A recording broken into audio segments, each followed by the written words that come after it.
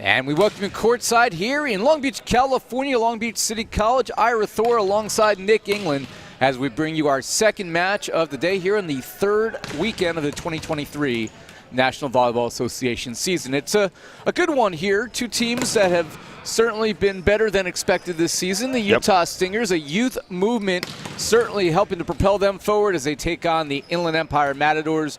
Utah coming in, they're in first place at 3-1 overall on the year in a very good division.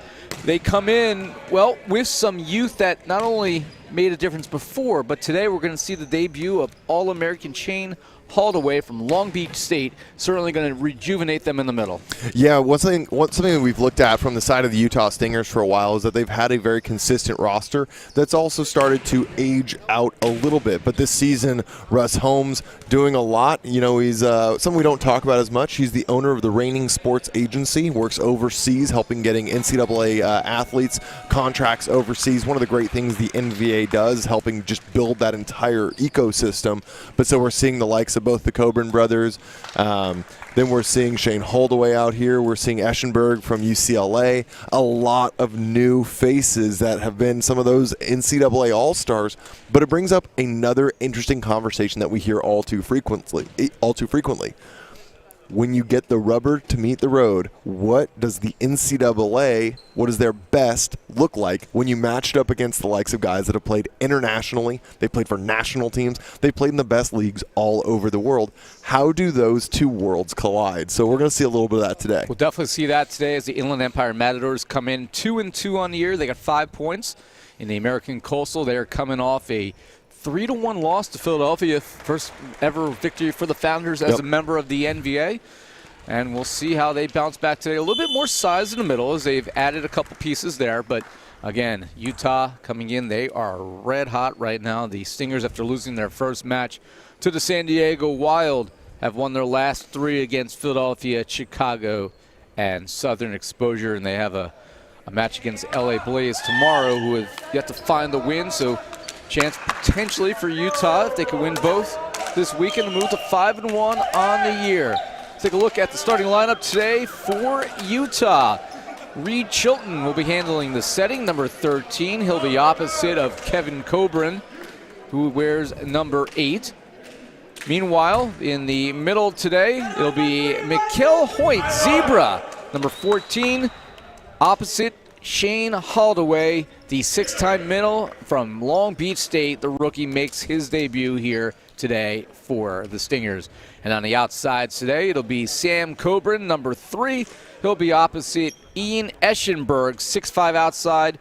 UCLA product making his debut here for Utah. And, of course, all-star J.J. Rosa at libero.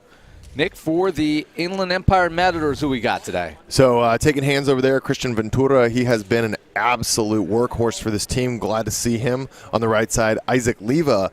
Then on the outside, we're going to see the workhorse of this team, Cesar Medina. He's been putting up record numbers all season long. I don't know that he even has a 6 as the first number in his height, but worry not, he absolutely gets the job done. Opposite of him will be Antonio Anguizzola, who started the season with the Puerto Rico Pythons and was traded mid-season to get him some playing time. So excited to see how that works out.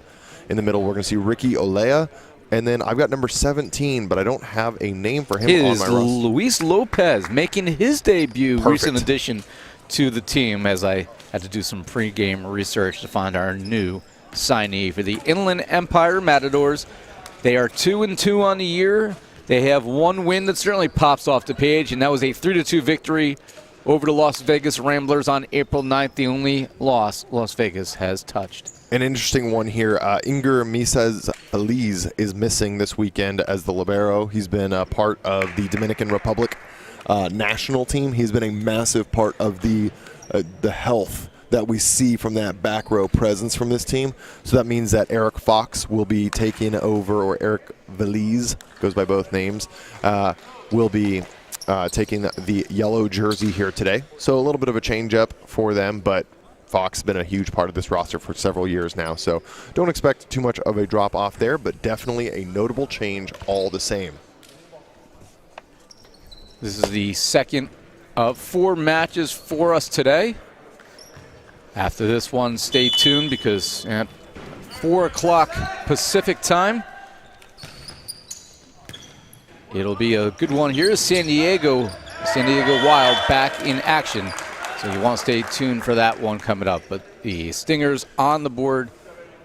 No, that's the Matadors on the board first here. It'll be Cesar Medina getting us going. Yeah, a little wipe off the block. Really one of those guys that scores so efficiently. And I think a bunch of these NCAA guys, he plays a lot more of your quote-unquote backyard volleyball style. They haven't seen someone like him, so that'll be a little bit of adaptation required. And a lucky missed serve, someone that we have seen generate a lot of momentum from the back line.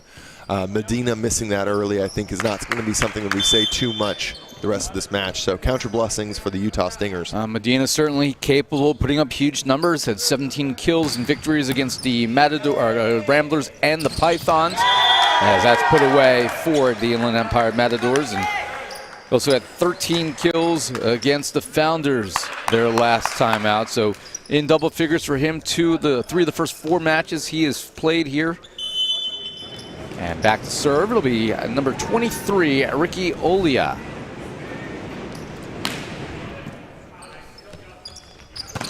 And Zebra putting it away. Kel Hoyt, product of Trinidad and Tobago.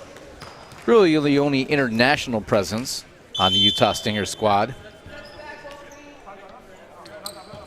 Martin Patrice not starting here notably today, but Olea having a good start so far. And that'll fall in. Utah with the point. Anguzola, product of the OC Stunners last season, did not see much playing time.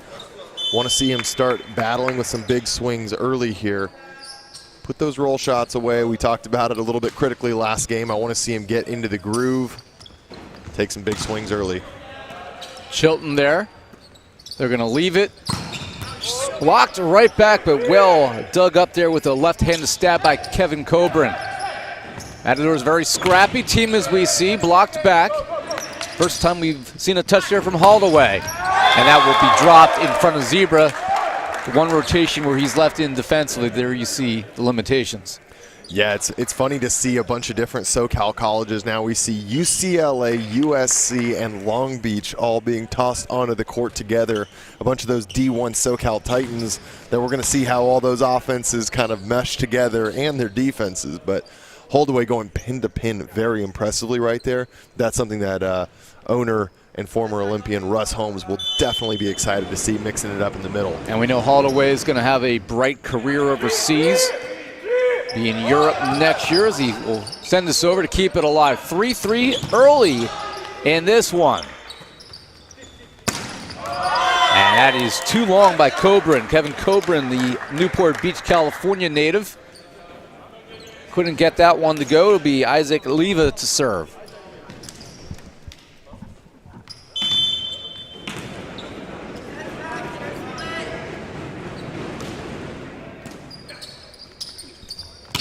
Swinging away, that's going to fall in. First kill this one for Eschenberg.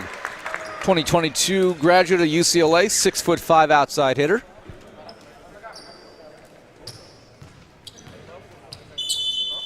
And here will be number 8, Kevin Coburn. 6'5", right side, big time serve. That's going to fall in. Eschenberg got a touch on it, but Utah couldn't adjust. Yeah, I think there was a little bit of confusion there. I don't know if Chilton just didn't quite get the right read on it as he turned, or if he thought someone else was taking that ball from him.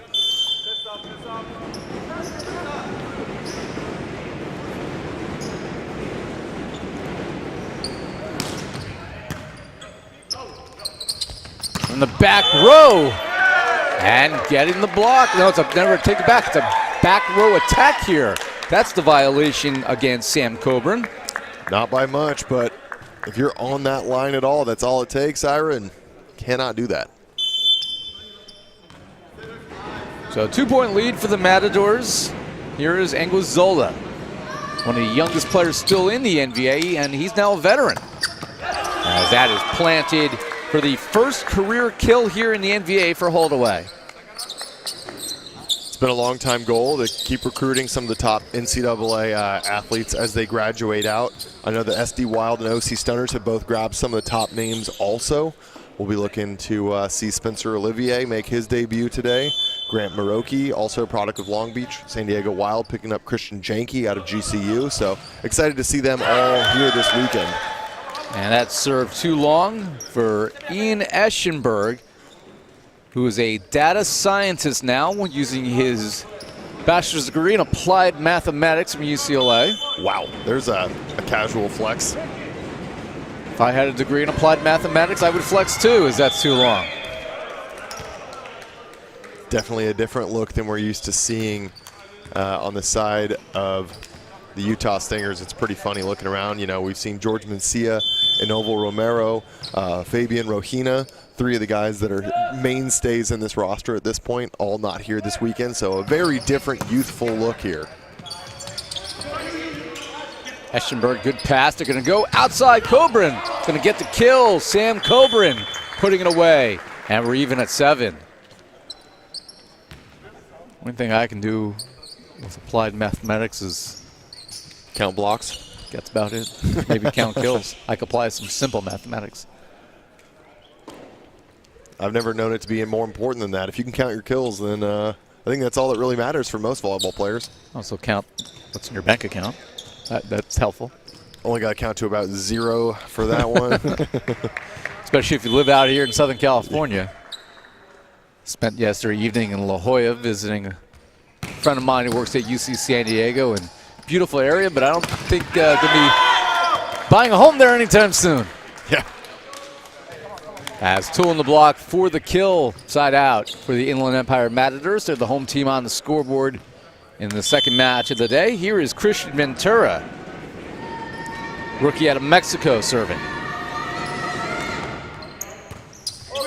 Could be a free ball, then blocked back by Chilton. Oh, timely spot there. The setter read it well. Reed Chilton getting the block. Uncharacteristic flaw in the attack there from Medina, just not the look he wanted. I'd like to see him try to attack that a little bit higher for the reset or really go after the ball, but he kind of, I think he was a little confused on what he was trying to do there. Yeah, a little bit of a lazy attack on the free ball. It came back to bite him. Rosa with the stab. Back set here is going to be too long by Medina.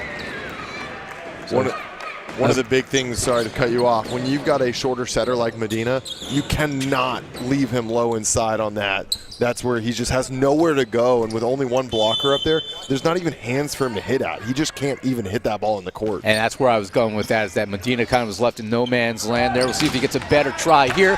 And it comes into our living room. Oh, it hit my pen. I'm not going to make that catch. Everybody looking at me like I should have made that play. Listen, I'm trying to protect the iPad here. Hey, it's government property. Nope. Hold him accountable. We need you to do better, Ira. I mean, I dropped my head and headed back like the old soccer days. Anybody want to see that? That's going to fall in for an ace. Cesar Medina. That's what I was talking about last time when he missed that first serve. I said Stingers, whether they know it or not, caught a break. And there it is, Medina, someone that's had multiple 4 to 6 ace game performances this season.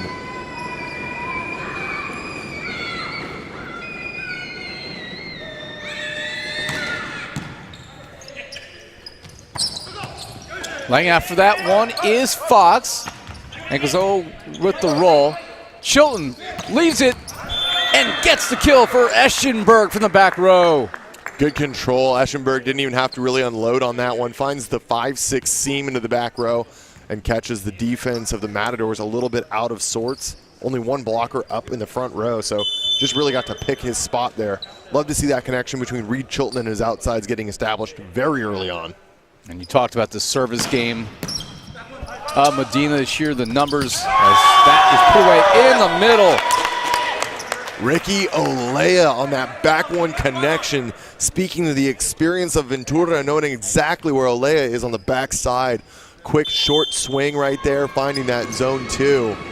Just to finish that thought, Medina had 5 aces against Las Vegas. He had 7 against the Pythons. I said 4 and 6. It was 5 and 7. The calibration was wrong. My advanced mathematics You degree are not was, applying your mathematics nope, here. It is not doing it for me here. You, sir, will not be a data scientist, but that's okay because I don't even know what a data scientist does. To be fair, anyone that knows me or has listened to this broadcast for the last 2 to 3 years, I don't think is going to disagree with that or find any issue with that statement. 11-11 here in game number 1. Oh, useful spot there for the Utah Stingers. Eschenberg applying a little calculus to see what was open. Love that spot there. We've seen him take several swings already, so he just kind of covers that off-speed shot in a normal swing. Just takes something off right over the top. Zebra to serve.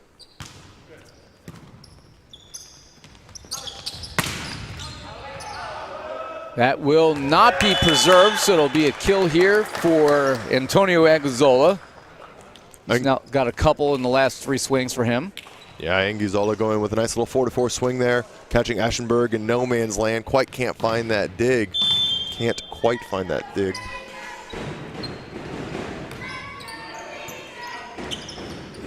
Backs it here. Coburn, ping pong kill. Kevin Coburn getting the deflection, and Utah in front by 1. It's been a while since we've had Chilton's children here. Reed Chilton's little swarm of kids. He's got all 4 little ones out here supporting today. Always very vocal supporters, and love to see it. You can probably hear them on the broadcast at home. They'll be going all day long with all of that youthful energy. Just long. Kevin Coburn barely missing. Kevin with the best hair in the gym. Here's Antonio Aguzola to serve. 13 all. This will be playable. Rosa will leave it here for Eschenberg. Reach out and stuff someone. Shane Holloway with his first block in the NVA, teaming up with Eschenberg. Love to see when your second outside identifies a front row setter, knows that he might be able on a good pass to cheat in there, help get that double block formed, and a nice stop against Lopez. And Zoll will take this one. Medina swinging away. Collecting it off the net. Somehow doesn't go down, and Chilton pokes it deep. Reach out and stuff someone. Back-to-back rejections from Holloway. Chilton's kids will like that as well, as it is 15-13 Utah here in game number 1. Wow, the steady hands of Holdaway are definitely something that should not be tested. Matadors need to look elsewhere in their swinging vocabulary right now. And they do look elsewhere. Nice cross-court shot there from Medina. Medina maybe missed that handle on the last swing, finding the outside hand there of Holdaway. That has been the Cesar Medina's shot for the last 4 to 5 years. He's played in the NVA back in 2018. That was his go-to, was that hard angle. Haven't seen it in some time. Good rip there. Off the net, preserved and sent over. Chance here for Utah to capitalize. And they do. Kevin Coburn with the kill. Well, and that'll take us to our tactical timeout here in game number 1, 16-14. Utah with the lead.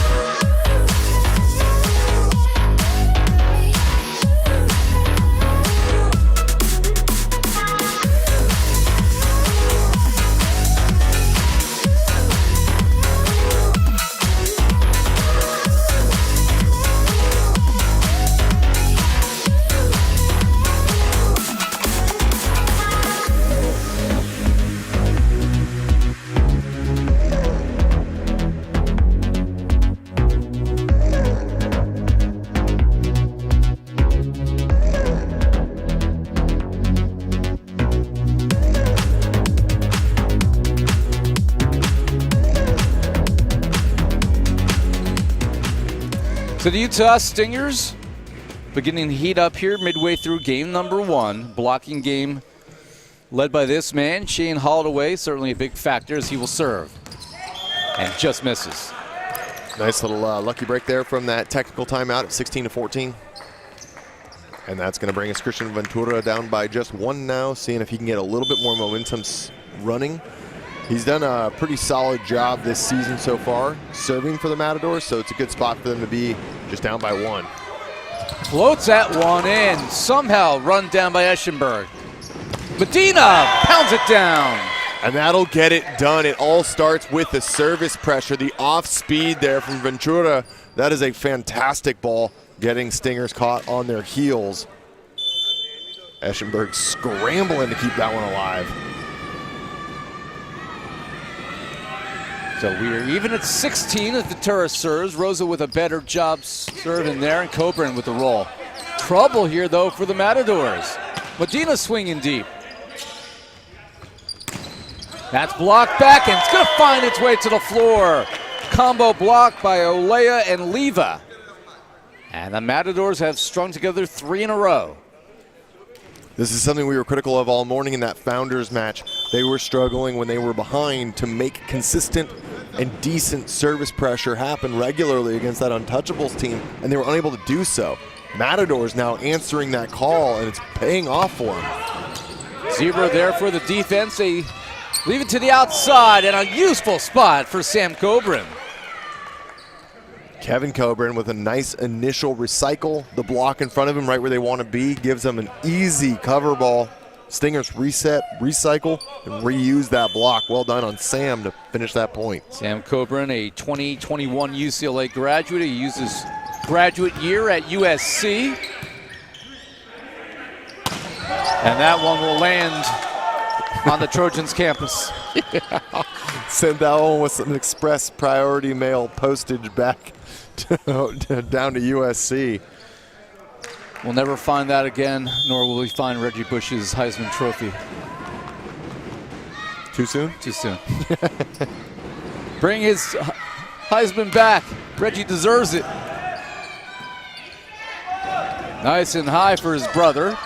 Run down here by Fox. And then Anguzola pounds it down. Wow, that was a very smooth swing. That's what we've wanted to see from Anguzola. Someone that when he's really playing his best volleyball, you really see the future. But again, so much of performing at this level is any one of these athletes can take over a match. It's all about limiting your errors, playing within a reasonable boundary, and establishing consistency. And that's what the task in front of him as a young athlete.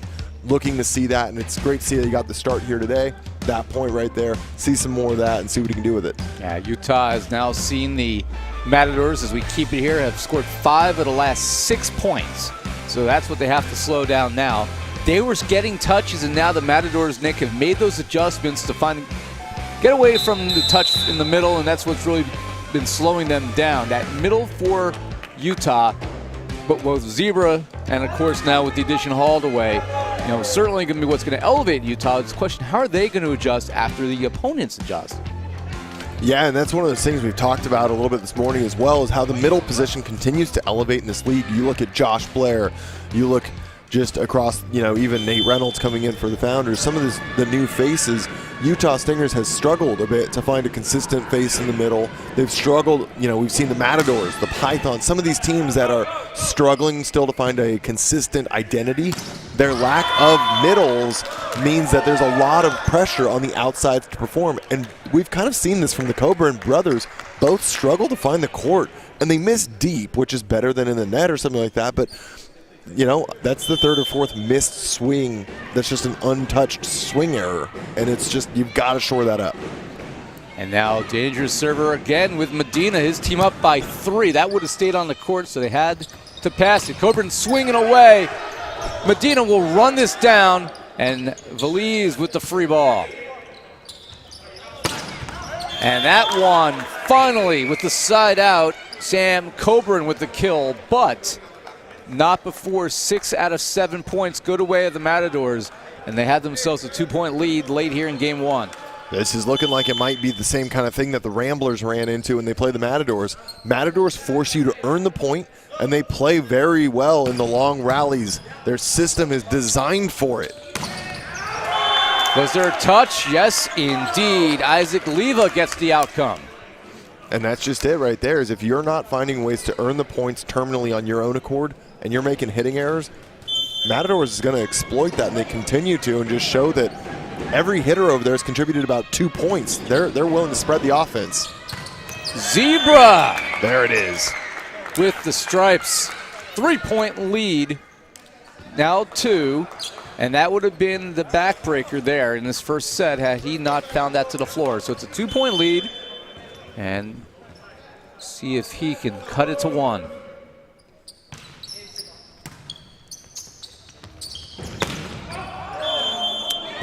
And too long there. Aguizol is certainly looking for the high hands. Utah was actually late to the block there, and it worked out to their benefit. Yeah. And a quick note on, well, we're going to take a timeout. I'll follow it up with a point on Zebra Hoyt when we come back. You got Matadors lead right now, 21 to 20. Seeing if they can slow down the onslaught of the Stingers. But we're in the dog days here of set number 1. Don't go anywhere. We'll be right back.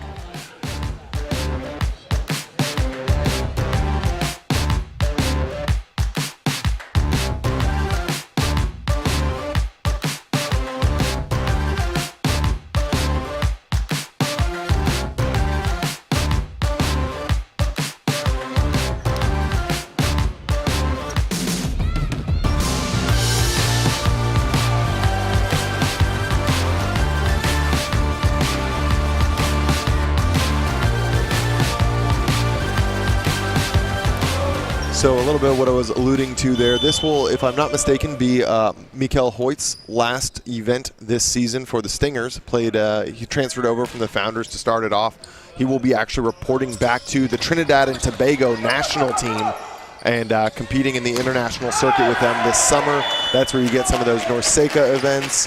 I'm not sure if they're affiliated with the VNL, or I don't think that they are in that capacity, but there's some other events that happen for them. So he's played with them historically in the past. So this whole season was kind of ramping him back up to get ready to go back and play with them this summer. So excited to see that for him. We will miss him out here on the court. Trinidad and Tobago may be a little too small for the VNL just as a country. Yeah, as I went through Caribbean that, they're nations. not, but they have plenty of other events that they're playing in. So fun to keep an eye on them all the same. And a useful spot for Ian Eschenberg. Wow, I really like what he's been showing so far. We've seen a couple, hard cross-court swings, the off-speed roll shots, a couple tips over the top, really showcasing a variety of swings. And that one too long by Kevin Coburn. Is that miss serve number 3, if I'm not mistaken? I think he's not hit one in yet. My applied mathematics can't go that high. I know that last 2 have missed long, but I don't know if the first one missed or not. We'll get that stat for you updated shortly. For those curious, by the way, Trinidad and Tobago population 1.5 million. It's not as small as some other Caribbean countries, but certainly not Italy. I don't know why I just thought of Italy of all countries, but I got Italy on the brain. You're not wrong. And a useful spot there on the roll by Aguizola. Something we didn't get a chance to highlight there was the quick double sub that we see number 5, Orlando Rojas, who's been playing in the middle, being brought on there. And then we see James Velanu taking over the setter responsibilities. A little 6-2 substitution to make sure that they have a front row hitter here, something that they have done before. Well, he's from Panama, and Aguizola is serving for the set. And he will get it here as that is left short by Holdaway with the attack error, and the Inland Empire Matadors continue to do what they've done to teams all year, and that is surprise, surprise, as they take game number 1, 25-21. See if the Utah Stingers bounce back when we return for game number 2.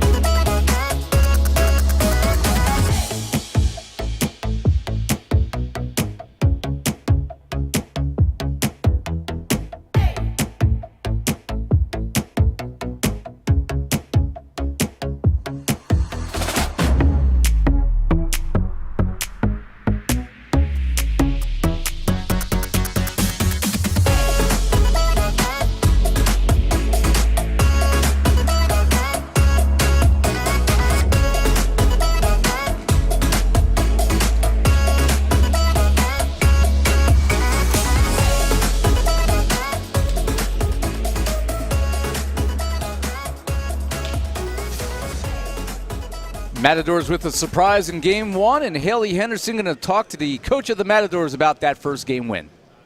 Thanks, guys. I have Coach Morteza here. Tell us, what was your game plan going into this match? I think we started a little bad in the first set at the beginning, and after that we started making good serve. Also, we had a really good pass. First, we didn't good transition balls. We didn't kill the ball. And after that, I talked to them and I told them we need to kill the ball for transition balls. And fortunately, we made it. Awesome. What good qualities are you hoping to continue in set two? I told them we need to make a perfect float serve because they are not really good passer. And if we make a good float serve, probably we can win the set. Awesome. Thank you. Best of luck. Thanks, guys. Thanks, Haley. And the Matadors really impressive there in that first set. They were down 3, could have easily folded their cards. And this is a scrappy bunch that's actually playing some exciting volleyball. They certainly are, and it's one of those things. Their take on other teams serving all year long, they're pretty frank about it. And I'm missing my note on the name, but their head coach was the Iranian national team libero, had multiple recognitions in world championships for being the best libero there. So even when they may not have, like when Iran might have fallen a little bit short in the overall their standings, their coach is one of the best liberos in the world. And so he has a pretty good assessment of what they should be doing on the service line. So, you know, when you see guys like Cesar Medina going back there and consistently just crushing that jump serve, they know exactly where they want to hit that ball, and working out well for them there so far. I mean, we talk about the international representation on the Matadors. It doesn't just bode with their roster, which is not only USA, but Chile, Colombia, Mexico, Peru, Panama, but their head coach is from Iran, so we have multiple continents represented. They're coming together all at once and just showcasing, you know, a variety of cultures and how they play on the court, and it's great to see. It's going to be great to see if they're able to take stingers here in set number 2, or if these young NCAA athletes are able to come out and showcase what they're planning on doing at the next level of play. Collected off the net there, and Zebra can't get it to fall. Wow. Ricky Olea with some heads-up plays there to keep that one alive, kind of just some smart taps over and feeding his guys where he can. Force stingers to make the mistakes.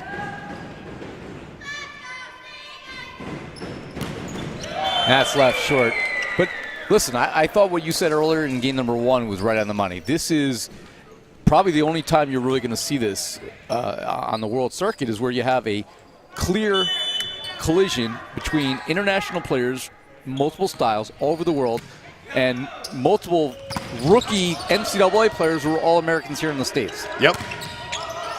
Off the shoulder of Zebra, and this time smarter decision for the Matadors, as Olea, himself a former UCLA product, puts it down.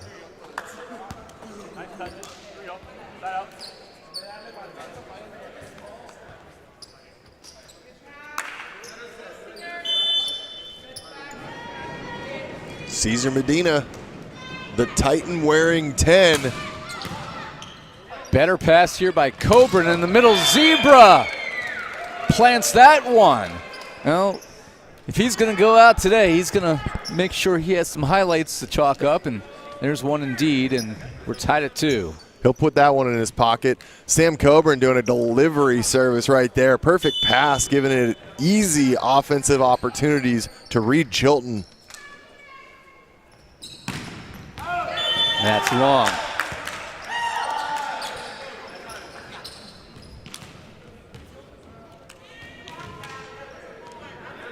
It's going to be the first service error there for Sam. I was trying to find that number earlier. Kevin Coburn with 2 missed serves so far. They're going to leave it for Kevin here. That's going to come over and go back to the middle of the earth. Goodness. Free ball hitting lines. Kevin Coburn destroys it. He just unloaded on that ball. The arm swing speed there just unparalleled. Ho ho. That's about as behemoth of a blast as we're ever going to see here.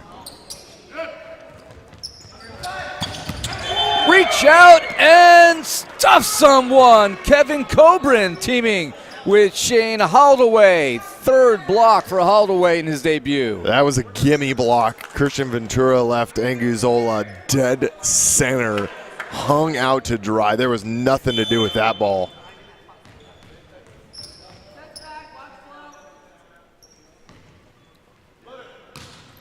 Zero with the standing float. That's blocked back. And this will be sent over. Utah with a chance to capitalize. I think that was off of the face. Yep. And that's your face kill for Shane Holdaway. Yep, blocked back straight away into himself. Lopez with a nice one-on-one move, but too good perhaps. Well, when you're 6'9" and you can get your entire head over the net, that becomes a third arm. Yep, just taking up some space. 2-point lead for Utah. Get up, get up, get up. From the back row, oh, solo stuff. Luis Lopez takes Utah to rejection city. He was a little upset still that the last one didn't go his way after the one-on-one stop. And he said, all right, run it back, bring him back. This is my dojo. Lopez not a small man himself at 6'5", but going up against his 6'9". Holdaway, tall task. And that's another. They come in bunches for Luis Lopez. Well, I got to say so far, quick reaction. This is a piece this Matadors team has been hurting so desperately for. We've been seeing a lot of success on their team from number 5, Orlando Rojas, as he has stepped in, but not a middle blocker by trait. Medina, wow, diving for that one. JJ Rosa can't run it down. Good call to wrap that point. Lopez, just a much needed bit of blocking presence, a little extra size. Early on, we had plenty of Matadors matches where we talked about this team barely being 6 foot across the front row. Now they've added to 6'6", 6'7" Anguzola, a 6'5" Lopez, a lot of size. Eschenberg can't get it past that wall. Lopez, 3 blocks in a row. Teaming this time with Christian Ventura for good measure. 4 points in a row for the Matadors. When they get rolling, this is a train that is scary. It certainly is. Welcome to the league, Luis Lopez, putting on a clinic right now. He's now moving pin to pin. This time is Anguzola, though, with the block back. And that's going to be a back row violation from Medina. It was, I thought, a good foot over the line from where I was sitting. And to finish your point there, Nick, the fact that the Matadors are 2-2 when really the front line was no bigger than your play-by-play commentator, that's quite something. As that's missed wide. And that's quite a move there to get out of the way by Isaac Leva, demonstrating his flexibility. And they're going to rib him for that one. 8-6 Matadors. Difference, being I can't jump as high as these guys in my best days. Or ever. And that's not going to find a way down, but it's going to be a double touch, so this will be 4 touches, and that goes down as a kill for Shane Holdaway. One more. Ira Thor alongside Nick England. Haley Henderson is our sideline reporter all weekend as Noah Chast has the weekend off. We miss you, Noah. Kind of. And that one sails too long, no touch. Leva could dance, but that one sails away. And Utah has worked itself back to a tied 8-all.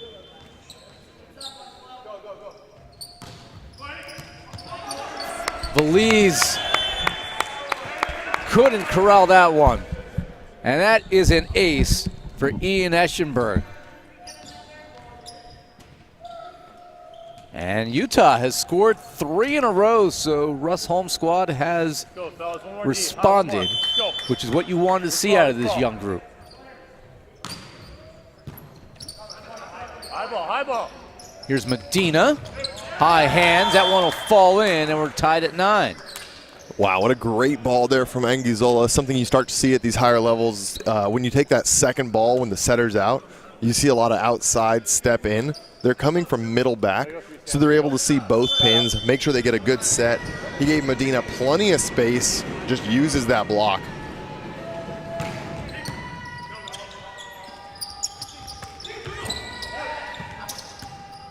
You leave it for Medina, and that's going to fall in for yet another block for a Holdaway, teaming with Reed Chilton. Here you go.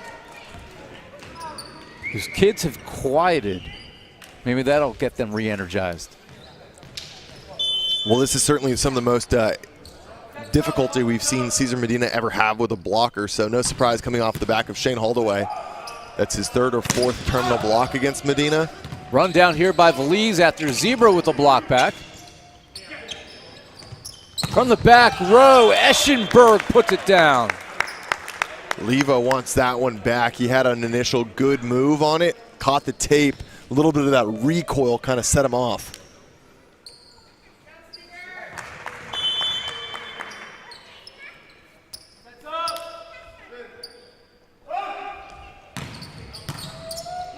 Here, Shane. Here we go. Get up, get up. Chilton will lead this here for Coburn. Can't catch the line. Nice job, Doug. Nice job. Nice good, nice good. Here we go.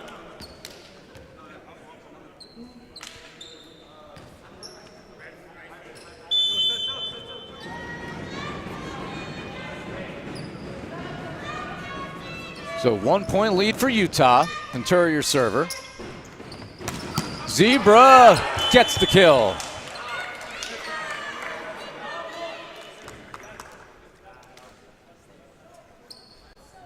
Game number one, the hitting numbers not totally enticing for either of these sides. The Matadors at 42%. Stingers hit 39%. More accuracy here in game two. Eschenberg, good dig to clean that one up. Down the line, Veliz got the touch but couldn't save it. And the Utah Stingers have a 3-point lead. What a dig by Eschenberg in transition. Finds that offset middle back position. No blocker, digging Olea. What a move to give his team a chance in transition. And Reed Chilton is your server. 3-point lead, 13-10. Game number two after the Matadors stole game one. And I believe that is a kill here for Utah as Sam Coburn, in what would have been a joust, able to get the killer touch. I would have loved to have seen Cesar Medina go up strong with his hands and then pull them. Back, yeah. Yeah, because I think that Coburn would have thrown that one out. But hard to do, easy to see. Nothing like providing some input from the sideline in the comfort of our chair, huh? I was about to say easy for us to say. And there's a little, no doubt about it, for Sam Coburn. Nice touch, Jeb. Nice touch, baby. Well, the Utah Stingers, a bunch of these guys maybe don't have a ton of experience playing together, just a lot of familiarity being on the other side of the net from each other. You can see where some of those shortcomings have been shored up here in the second set. Are they going to be able to continue putting that pressure on the Matadors? We'll see, but I think Matadors are going to have some time to answer back. And a solo stop, Sam Coburn. And the lead is 6. Timeout on the floor. The Utah Stingers, after losing game one by 4, have a 6-point lead. More to come here in Long Beach.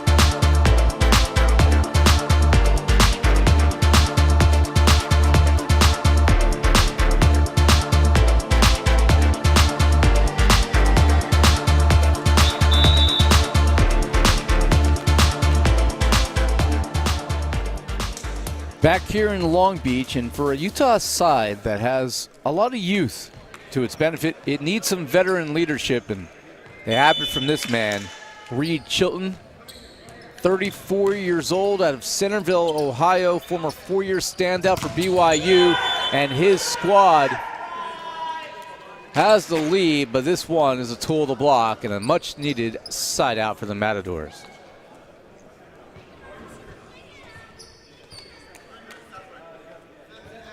Five-point deficit.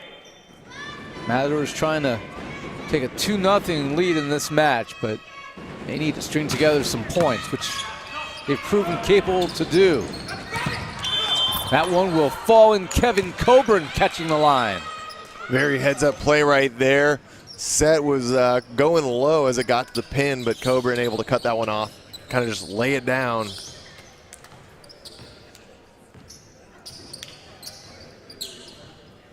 There is Sam Coburn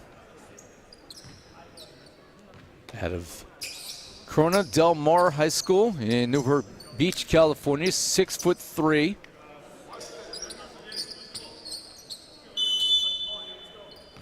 He was an AVC honorable mention All-American at UCLA in 2021. Off the chest, Rosa comes over. Another chance here for the Matadors. Medina from the back row. Well, that was a great effort to give that one a little bit more legs to run with there from Rosa, but just too much heat from the side of the Matadors. I love seeing that Bick unfold there, using Medina in the back row, something he's been so good on all season long.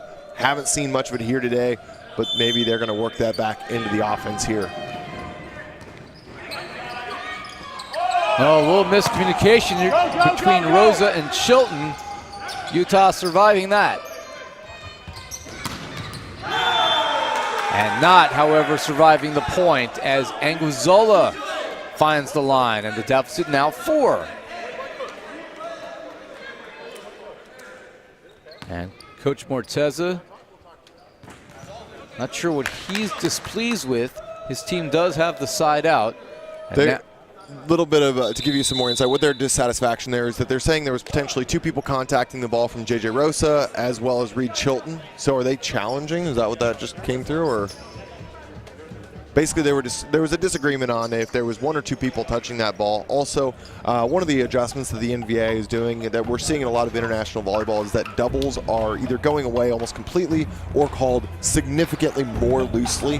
The whole goal is, you know, as long as you're seeing athletic play, everyone wants to see more volleyball. We don't want to see the refs calling it to end the play. So unless it's just woefully ugly, they're going to let it play on. And that was a little bit of chaos over there, but I do not think that that was something that we want to be ending the play. So as long as both Chilton and Rosa didn't contact the ball, which I didn't see from here, then I don't see that that's going to be anything of contention. But it seems like that's what the challenge here is to look at. You see Coach Morteza and the Matadors sideline. Here's our R2 for this matchup here.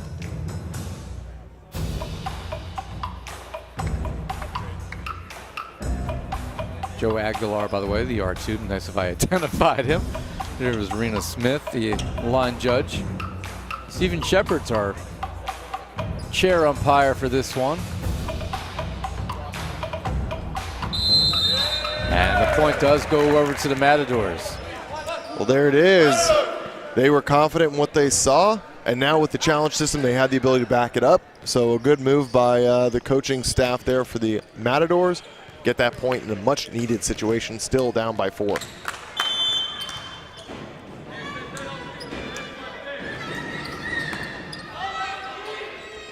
Zebra slugging it through. So a side out for Utah. And this will bring Shane Holloway back into the match. Zebra will serve here as Utah looks to draw closer to a Game 2 victory to tie this at 1. Our first match today was a 3-0 sweep for Chicago, defeating Philadelphia. Reach out and stuff someone. One more time, the combination of Holloway and Eschenberg. If you want to know why Shane Holdaway's name got said so much at Long Beach State and why that team has been so successful, he is an integral part of the system that has been going on there for the last couple of years. Great to see him progressing into the next level and to see what's going to be, in his future here. Timeout on the court. We'll be back for more 6-point lead for Utah.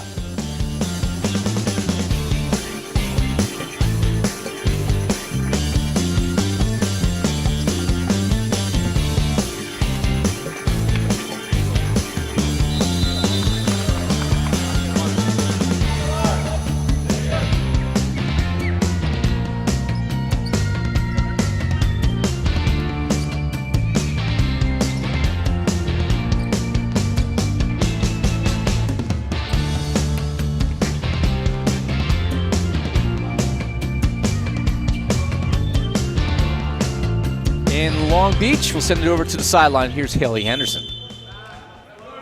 I got a little bit more information on the head coach for the Matadors. His name is Farhad Zarif. He is a very decorated player in his career. He won Best Libero for the Asian Club Championship for 2006, 7, and 9, and then ultimately was awarded Best Libero for 2013 FIVB World Grand Champions Cup. So a very decorated, very awarded player. Really just one of the best liberos all around, nationally and globally.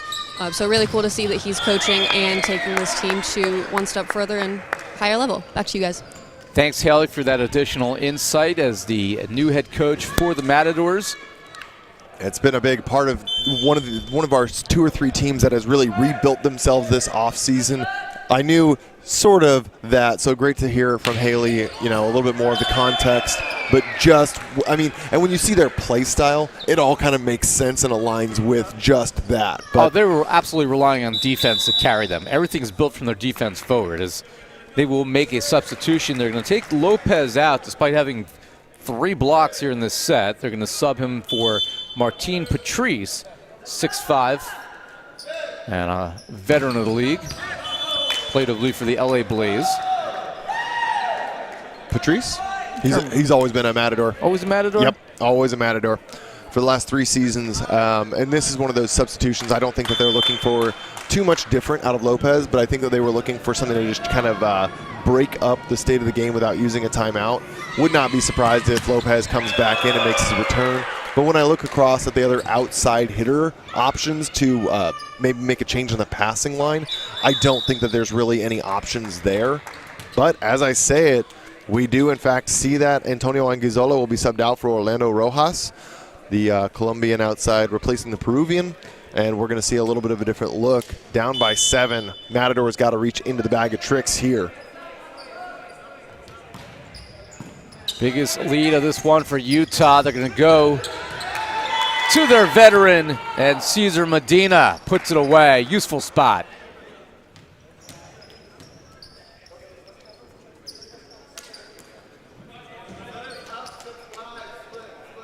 So 6-point lead.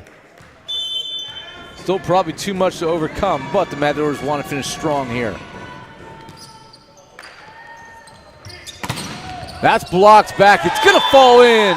Combo block for Olea and James Valenu. JJ Rosa there didn't know Eschenberg sitting behind him. Accidentally intercepted that ball. Eschenberg had it in his lap, but that's the nature of the beast sometimes. Patrice now to float. That's a total block. Well done there by Kevin Coburn, who didn't get much of an approach from the back row. His team up by 6, so we will hand it to the newcomer, Shane Holdaway. We're going to have to certainly do a all-rookie team this year, all-newcomer team. There's so much young, good talent in this league making their debut in 2023. Little bit of a miscommunication there from Olea. Leva with another dig. I don't know why they set him when he was still flat on the ground.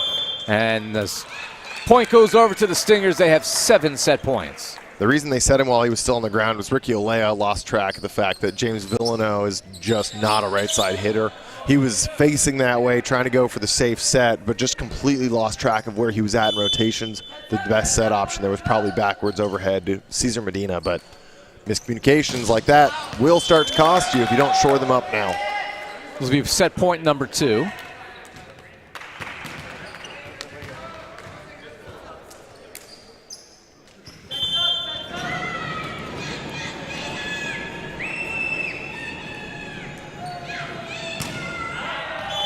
And that's too long, and game 2 belongs to the Utah Stingers.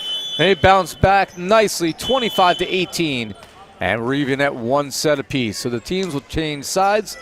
We'll take a break and come back for more. Game 3 coming up here in Long Beach.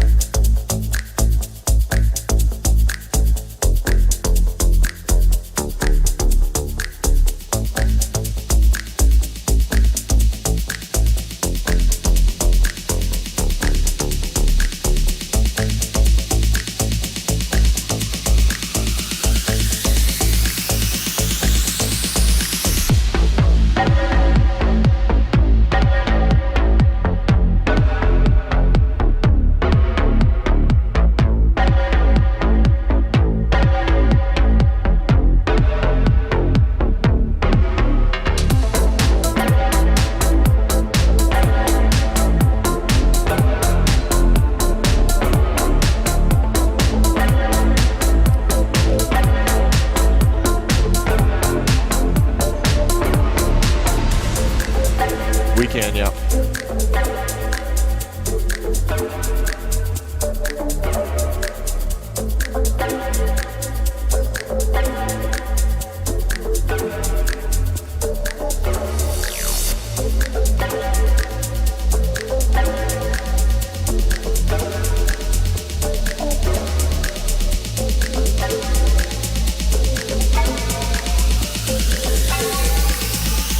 Can you hear me?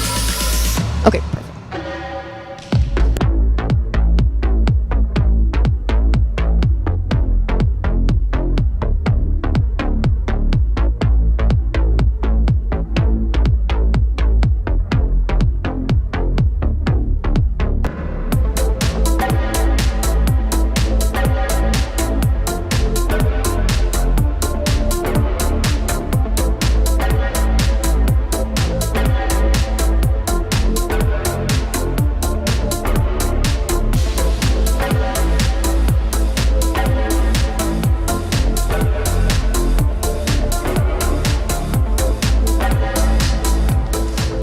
Utah Stingers bounce back nicely, and here's Haley Henderson alongside the owner and coach of the Utah Stingers volleyball icon, Russ Holmes. Thanks, guys. I'm here with head coach Russell Holmes. Tell us, what are the adjustments that you're making from last event coming into this match? You know, nothing really major. I mean, we've got a few new pieces to the team this weekend. So just looking to get those guys more integrated into our lineup and into our culture, and just, you know, everything to get them good chemistry, you know, going into the events coming up. So it's nice to kind of have those pieces complete, you know, to kind of round out our roster. And so, yeah, just looking forward to continue to watch these guys compete over the weekend. Thank you very much. Back to you guys. Thank you, Haley. And yeah, well, Utah looks like it's starting to really integrate its pieces there. 9 block points so far in the 2 sets, and that was largely led by the play of Shane Holloway. 4 blocks, and he's hitting 67%, 4 out of 6.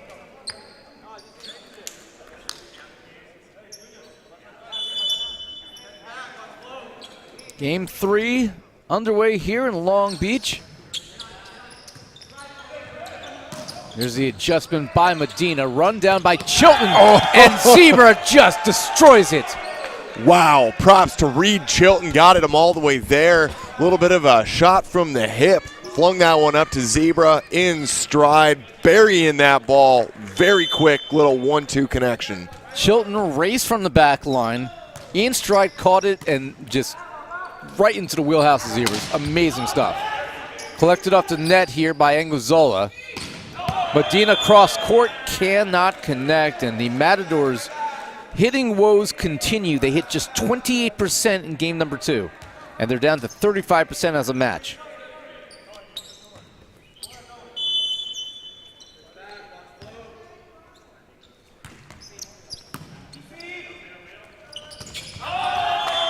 And Zira very sleuthily pulled his hands back there in the middle, and that's a misfire by Olia.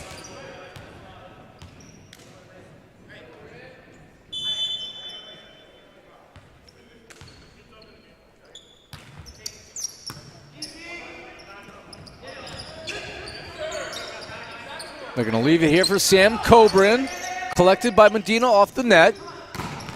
And that's not going to be collected by anybody except ball retrievers. This is by far the most we've ever seen Cesar Medina struggle this season to get some, a sense of game flow, create some momentum, and we're starting to see what happens to the Matadors when he is not really on his game. Their offense is struggling across the board. And there you see him. Timeout. Matadors will take a quick timeout here. It's 4-0 already. They're game 3.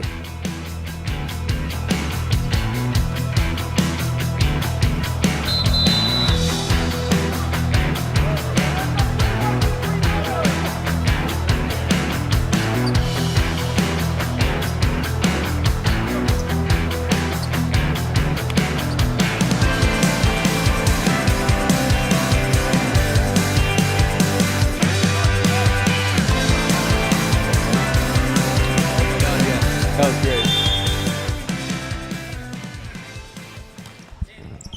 And we're back here. 4-0 Matadors trying to stop the bleeding. That'll help.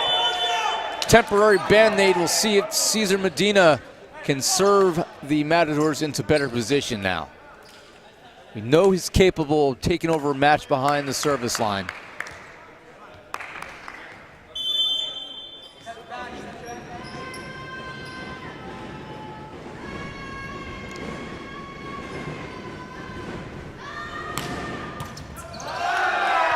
And an ace.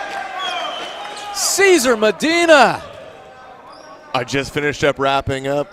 Yeah, he's gotta do something a little bit more, and just like that, second ace of the set, or of the match, apologies, but just critical timing.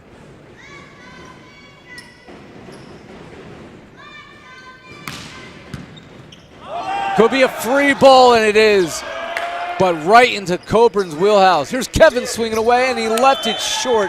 Misfire on the roll. And 3 quick points. That is a coach's timeout if I've ever seen one. Ricky Olea gets an absolute bailout after that tragic overpass decision making. He has got to just put that ball away. And it's hard to hit if it's tight. Go up with 2 hands, throw it down, next point, say thank you. But man, that was just not great execution. Another tough serve that'll be brought back here. And then the joust is solo stuffed. Heads up play by Ricky Olea. And my oh my, how quickly this has changed. 4-0. Matadors, they call timeout. It's now 4-4. And Russ Holmes and the Utah Stingers want to discuss this as well. We'll be back. We're tied at 4. New game when we return.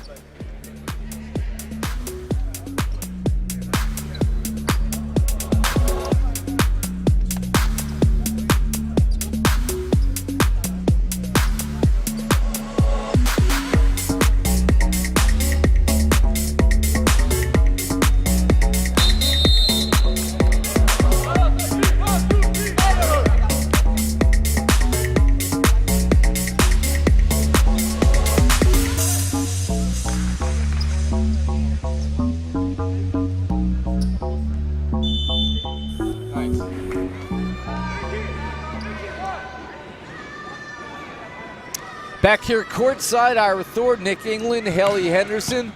Matt Prosser will be back with us for our next match, which begins at 4 p.m. And the Matadors, 5 in a row. Ricky Olea and Orlando Rojas.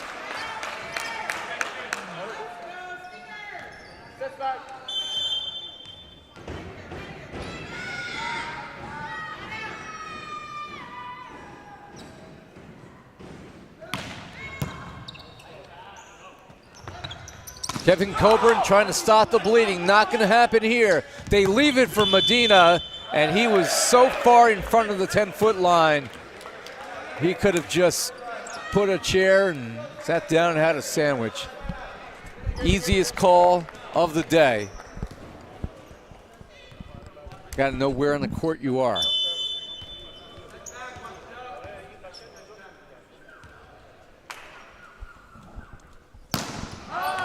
And too long. And another 1-point lead now for the Matadors as Olea will serve.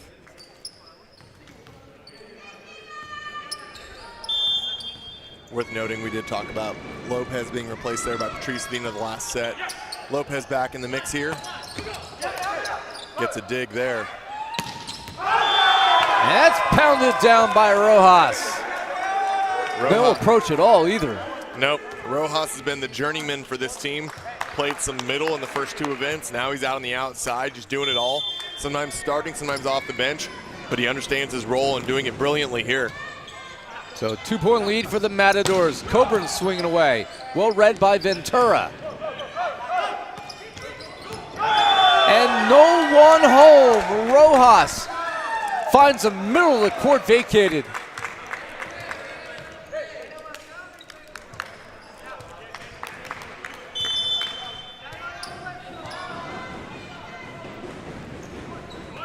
And that is left short. What a run here for the Matadors. They had trailed 4-0, and then they reeled off Nick 8 out of 9. Impressive to say the least.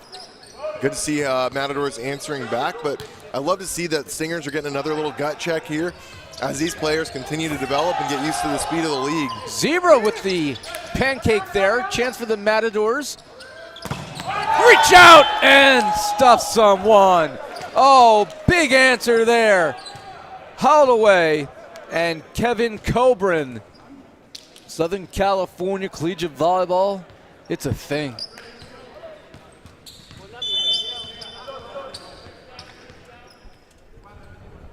That is a block in multiple languages. And too long. That was one of those things that you talk about the value. The last one, there was the discussion whether the ball had been out or not off of Rojas' swing. Everyone ready to challenge. Assistant coach says no. Nope, saw that one in. Just really speaks to how the culture of the team, where everyone's looking, and helps develop exactly what their game plan is, how to use those challenges, and not wasting them frivolously. Very fortunate to get a touch there was Anguizzola. This will be freed over. Matadors looking to retake the lead, and they do. Rojas is coming in blazing here in game 3. He is putting on a showcase, and that's what this team needs, because now he's starting to open that offense up. But also, we got to quickly acknowledge, Anguizzola going up, not netting, throwing that ball down, and saving a potential back row attack. If that ball had gone over, that was impressive to say the least. The most impressive thing was not netting. Yeah. Especially at his size. He is not a small man. Over on one and right into the wheelhouse. Luis Lopez. Also, because as a guy that's played outside normally and played it for the last 2 sets, they now moved him to the right. So there's a lot of similarities going pin to pin, but he just flipped that switch and said, I'm an opposite now, and doing very well. And a quick answer there. Put away here by Eschenberg as Kevin Coburn will drop back to serve in a 1-point deficit.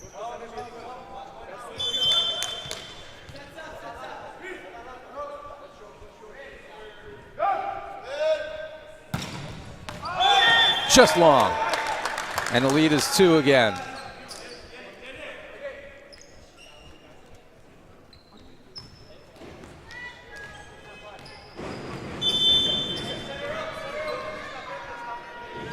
Here's Rojas. And I don't know what Utah was doing there, but they just had a brain, you know what. A little bit of a brain fart. Yep, let that one go. Am I allowed to say fart on the air? Yeah, we're in charge of it. We're doing it now. Am I allowed to fart on the air? I suppose, but as the guy sitting next to you, I would really, really rather you not.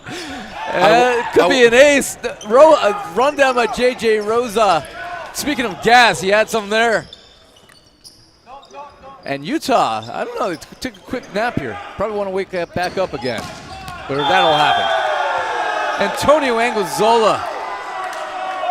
Russ Holmes may want to call timeout here and get his gang back together because they looked like they were not interested in that point.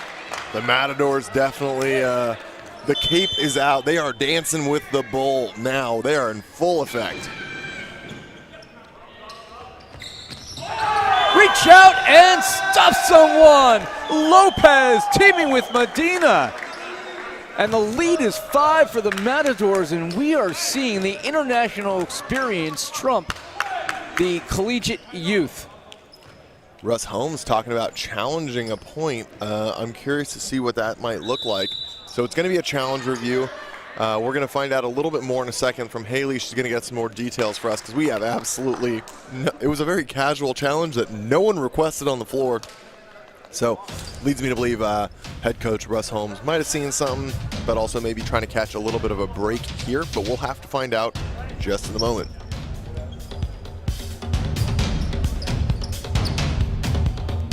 So here you see Russell Holmes having a conversation with J.J. Rosa.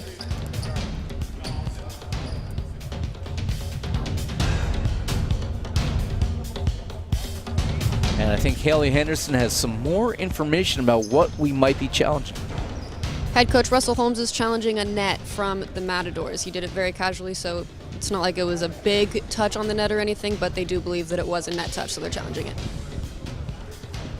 Well, Russell Holmes has X-ray vision, so if anybody in this building saw it, it's him. Former Olympic starting middle, one of the best middles in the world. If anybody knows the net, it's him. And Russ saw that. That is a coach's point. Nobody else in the building saw that except Russell Holmes. And he was right. To no surprise for anybody. That's a point for the Utah Stingers because Russell Holmes said so. Yeah, maybe just one of those things when you've been there before. And now the Matadors brain farting on their own side. Whoa, Ira, you can't say that on air. I can now. I've been given exclusive permission by the owner of the San Diego Wild. That fell in front of 3 players, all catching a catnap. Medina cross court, no! And now the Matadors, who led by 5, the challenge made it 4, and that's now 3 in a row for Utah. The deficit is 1. Well, that's where game management, just speaking to the pedigree of Russ Holmes right there, knowing that you might get that point back, that's how a little bit of little runs get put together.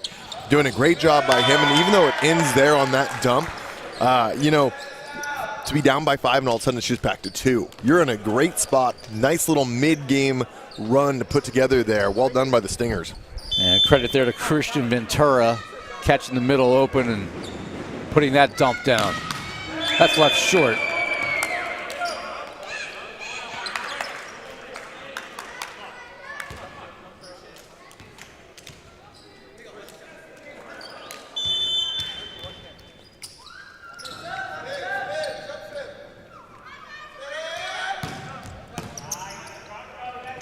Oh, Ventura now with an ollie. Center dump on 2. 2 times in a row catching Utah napping. What a pass by Rojas. The fact that he is this good at passing and has spent time playing as a middle on this team just speaks to how diverse this player is in his skill set. Ventura tries to leave that one short. And that is an answer from Sam Coburn. Chilton left that one a little bit more off the net than I think Coburn was intending, but it allows him to see that block, open it up, unload down the line, and worked out really well for him there.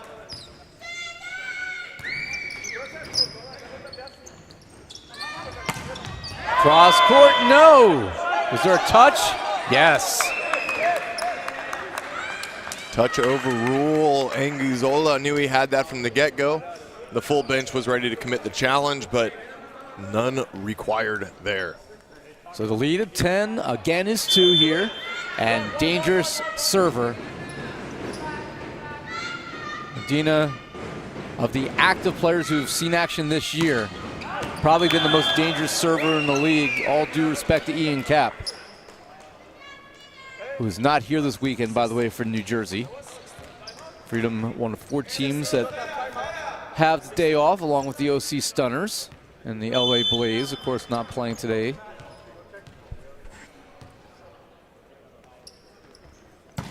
Sam Coburn may come over on 1, and it won't come over again. Put away there. Ian Eschenberg blasted down. 16 all. Yeah, he's not upset about that set. That was as picture perfect of an overpass as you can get. And that's going to be the timeout. 16 apiece for 2 teams that have been battling back and forth for substantial leads.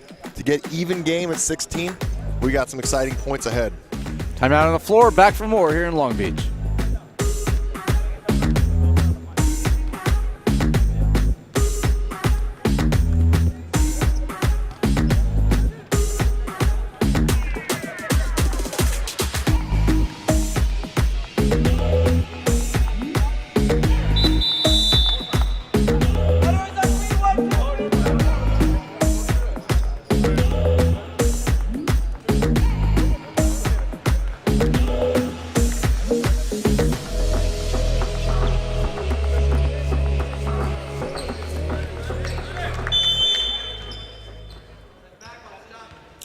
Back here courtside, it's 16-16 and 1 set apiece.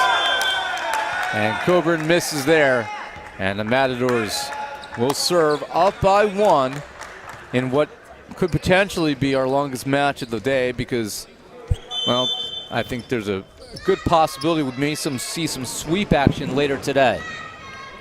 But you have to stay tuned to see if I'm right. Kevin Coburn pounding that one down. Our 4 p.m. matchup is the San Diego Wild as they take on Orlando Southern Exposure. The Wild 3-1 in the year.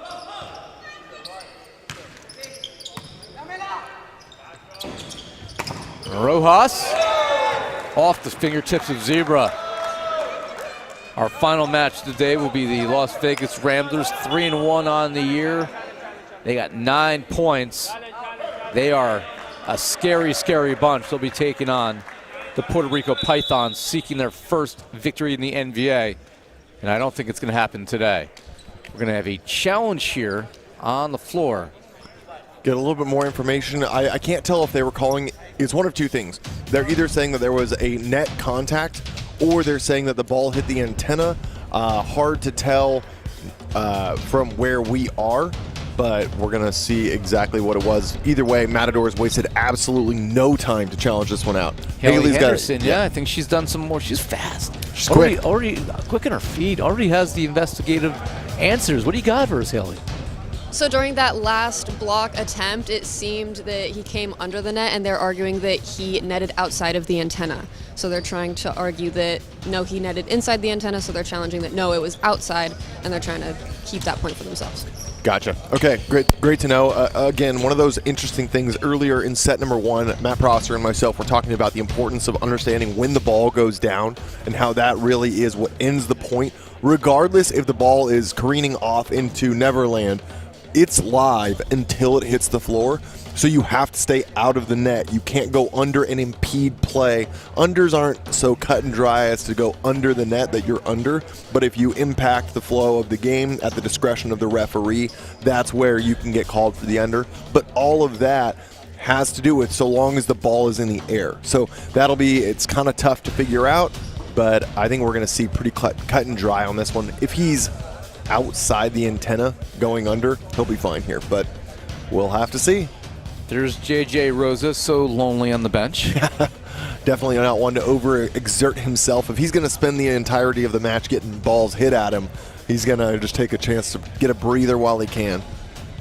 I feel bad. I want to send him a friend sitting there by himself. I don't. He has enough sass. He likes to keep everyone else on their toes. But either way, that point is going to stay with the Utah Stingers. So Russ Holmes feels impenetrable so far on the challenges. If he calls them, they go his way. If they get called against him, doesn't matter. Stays with the Stingers, and that, Ira, is going to be 18-17. And the Utah Stingers with the 1-point lead. Yeah, don't bet against Russ Holmes. You're going to lose. I mean, it's a bad time. Don't save your money. Off of the face of Chilton, comes back over. That's going to leave a mark. Run down here. Chilton's going to leave it for the newcomer who can't get it to go all the way. At the net, unblockable, but behind the line. That one goes back to Medina. And Utah getting all the bounces right now. All right, solo stuff. All right, fans at home, enjoy the fact that you're on YouTube. Go back, watch that point, and tell me at which point you noticed Sam Coburn became a middle block, or Kevin Coburn became a middle blocker. Because he played the entirety of that point with Shane Holdaway on the right after they got mixed up on the first swing, and he made 4 blocking moves going pin to pin as the right side stuck in the middle. That's just an incredible point there for Utah. They now lead by 1, but I mean, they got 3-4 balls that should have hit the floor. They're able to keep off the court. Nobody knows where that one is. Rojas shrugs it, and he'll take that kill no matter what it looks like. And now a big point here for the Matadors. Anguizzola serving. They're going to sub. They're going to bring back in James Valenu and Leva as well, number 50, Isaac Leva.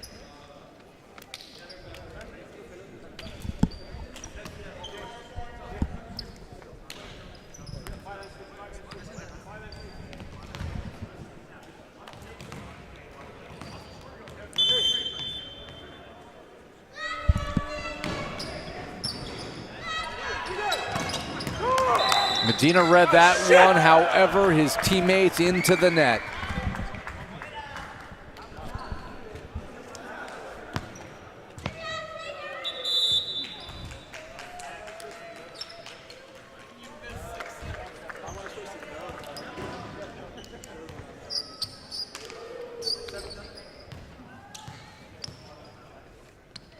So it's 20-18 Utah on top. Substitution and an ace. Pat Paragas coming off the bench, getting it done. Wow, what a contribution there here late in the third. He played a lot in the second event as Chilton was not with us. Paragas, the Santa Barbara product. Well, he's pretty proud of himself. Well, that's a great adjustment there, considering that Kevin Coburn was touting 4 service errors in the match so far. Russ Holmes looking for something a little different, and while Pat does end his service run with an error, good to see an ace contributed prior. They're going to send it outside. Swinging away, and J.J. Rosa keeps it alive. And that one off of the hands. And Leva getting a much-needed kill here. Now 1-point game for Rojas to serve. This is that substitution we've talked about for the last 2 or 3 years in the league, used by teams traditionally like the Texas Tyrants, where they'll bring in the back row setter and another front row opposite, doing the 6-2 sub. Basically guarantees you 9 rotations of front row opposites. Reach out and stuff someone. Luis Lopez, Isaac Leva, and we're tied at 21. Well, I just talked about the importance of it, and that right there was clinical. You get the 6'5 blocker in Leva coming in to replace the undersized Christian Ventura, and while Ventura is a great blocker, Leva clearly on a different level. They're going to go to Kevin Coburn, and that will split the gap, both between Veliz and Rojas.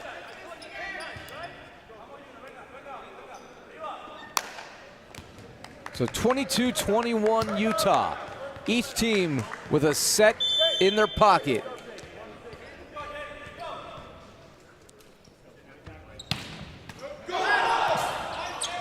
Somehow saved, but can't stay on the floor. That's an ace. Ian Eschenberg puts his team up by 2. Eschenberg, whose brother Zach played at BYU. School that Russ Holmes knows so well. Rosa runs it down, 23-21. And that will find its way in. Sam Coburn, 3 set points coming for Utah. Definitely, you see the Stingers team continuing to look much more in control as they've kind of settled down and not having to deal with so much service pressure from the side of the Matadors. Utah certainly looks calmer, maybe a little too calm there, as Lopez quietly puts it away. He'll serve. Got to say, Lopez has been a welcome addition to this team, though, so far. He's one of those pieces that they were clearly missing. He's been a great addition blocking and offensively. Deep float by Lopez, set point number 2. What a dig there that nearly knocks Lopez out of his shoes, and then Medina tools the block to shave off a second set point. Well, when you got a middle blocker that can put a helmet on like that, find a dig in a critical moment, you know you found a good one. Great play from number 17. Set point number 3 off the tape. They go outside, reach out, and stuff someone. Isaac Leva solo shuts the window, and we're tied at 24. The Inland Empire Matadors refuse to be put down lightly, and we have seen 3 set points shaved off, and this is a brand new game. 24-24. We'll take a break, come back to see the exciting conclusion of this one.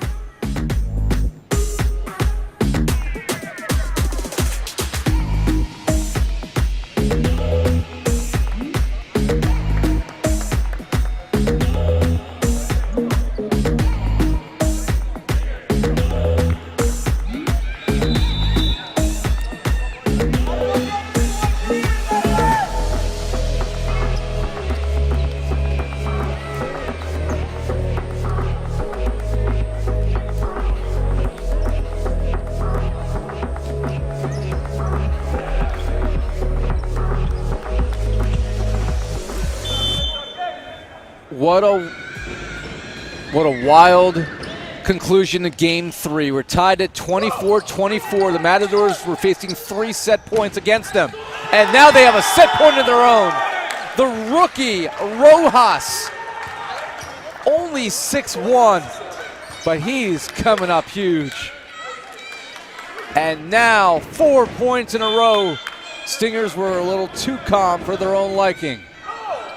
Too long, however, here, but a great run by Lopez. I mean, you hate the miss, but Lopez bought them so much time. The Matadors desperately need that. 4 service points in a row on the back of Lopez, but now hauled away to rip away on the jump. And he ripped too short. Well, George Jimenez in our chat says, quote, "I'm glued to my screen." Well, we are glued to this broadcast because the Matadors, they are showing us some tenacity here. They hand the ball back to Christian Ventura for set point number 2, somehow, for the Inland Empire Matadors.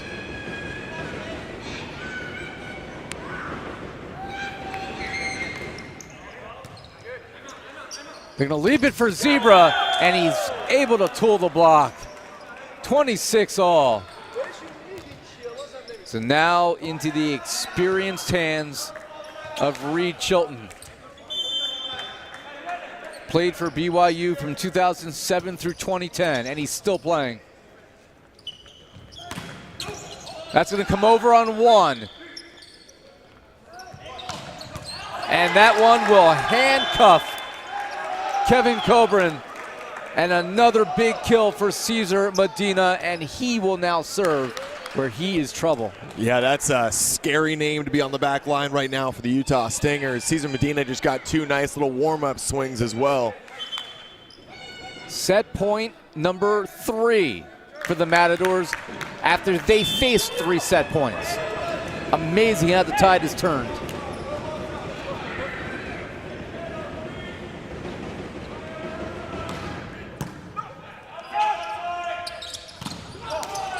Chance here to end it.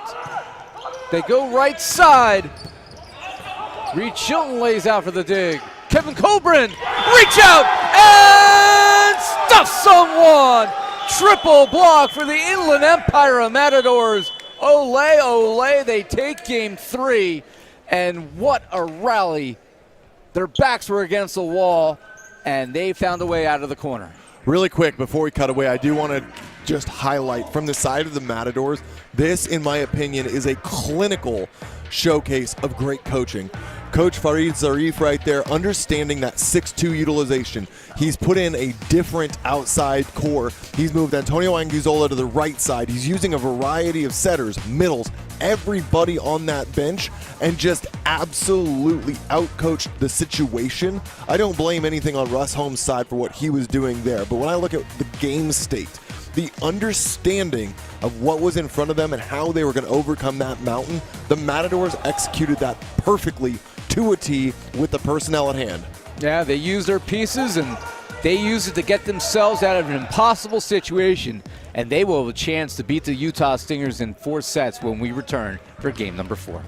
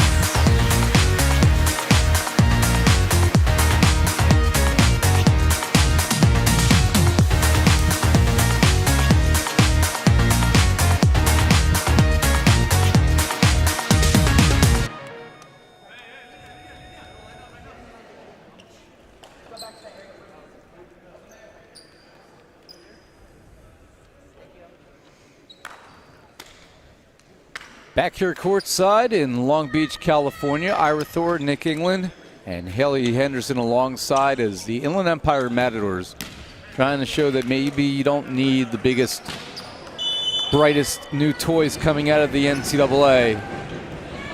They are finding ways to win, and they have a 2-1 lead over the Utah Stingers. We're going to see if the Stingers have a little more fight in them than we're giving them credit for. Reed Chilton, most experienced player on the floor for either team, starts them off with the poke for the kill. Yeah, good recognition there. Kind of threw that one a little bit deeper over the corner. Most liberos, jokingly not the tallest in stature, but Eric Fox certainly not challenging that stereotype by any means. So good read by Chilton there. And Medina putting down a weapon. Well, talked about a little bit, undersized in stature. Cesar Medina not setting any records either, but my goodness, does he put a ball away.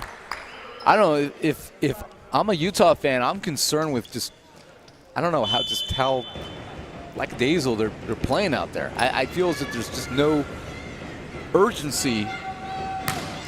Yeah, and I think set 2 and 3, really, Matadors weren't yet even playing their game. Cesar Medina, they've done a nice job of controlling him, but I think the serving started to pick up in the second half there of the third set. I think if we see that return to the form it was in set number 1, Stingers they're gonna need to do some problem solving. Yeah, well, the problem right now is there's no energy out there, and they find themselves down 2-1 here in Game 4. Too long. We're even at 2. Notably, they do still have Stormfalcon Gata Tufunga on the bench, someone that's been a mainstay on that roster now for this is his 4th season with the Utah Stingers since they're joining the league, and it's in their team's inception in 2020. And that falls in for an ace of Sam Coburn. Wow, really picked a nice spot there in that 5-6 seam. That should be the seam for the libero, but sometimes the outsides bail out early and just kind of leave you high and dry there. A little bit of miscommunication. Even Rojas is saying, hey, that's my bad. That should be me. Whether it is or isn't just speaks to how effective that spot is. It's going to be a free ball and a useful spot there put away by Ian Eschenberg. Sam Coburn has absolutely dialed it in and found his target. He's going for that 5-6 seam, going after the libero, the outside. He doesn't care. He just wants to hit that serve hard. That 2020 season that you referenced, of course, there was only one event that year due to the COVID pandemic. That's before I joined you guys, and that was out in Utah. Yep. Where they were able to win the NVA Cup Challenge. Yeah, a 4-day marathon of tons of volleyball led the Utah Stingers to their first ever and only ever championship where they took down the OC Stunners. Of course, the OC Stunners had been in the finals 3 years in a row. The pieces they're adding, well, they're going to be in the conversation again. They are off today. We'll see them tomorrow, but the Stunners is talking about some of the players that they have added. Grant Maroki out of Long Beach State, Calvin Sanborn, Spencer Olivier, all 3 of them All-Americans for Long Beach. Yeah, I mean, anyone that's paying attention to college volleyball, Spencer Olivier, a mainstay. He's been one of the most impactful outside hitters in the league.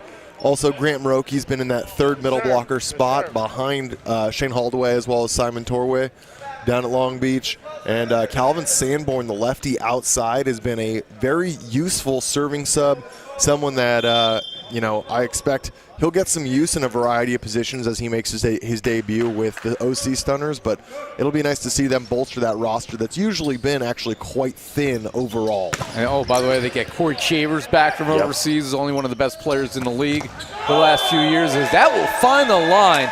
Kill number 12, Antonio Anguizzola is having his best match as a pro. This is something we talked about in terms of, something that I love about the league is we talked about what's actually best for some of these players that have been so invested in the league. And Antonio, obviously it's easy to be wanting to be part of an OC Stunner squad, but he was never really going to get a chance to grow and develop there. It's great to see him stepping outside of that, becoming an integral part on this roster, and growing and developing, because that's really, for such a young athlete, that's what's really going to help him bring it to the next level, because he's a guy that if he's staying healthy, keeping it just fully in shape, locked in and healthy, he's one of those guys that he's got another 10 years ahead of him in the league. That was a misfire from Shane Holdaway, who doesn't miss very much. In fact, this past year, Long Beach State was one of the most efficient hitters in the country, hitting .552. He had 19 attack errors the entire season this past spring for Long Beach State. Finished his career hitting just an eyelash under 500, 496 for a 4.5-year career. Of course, that half year because of COVID. 2020 season basically never happened. 7-5 lead. This will be freed over. Chance for Utah to extend their early lead. And they cannot get the touch. Oh, golden opportunity squandered.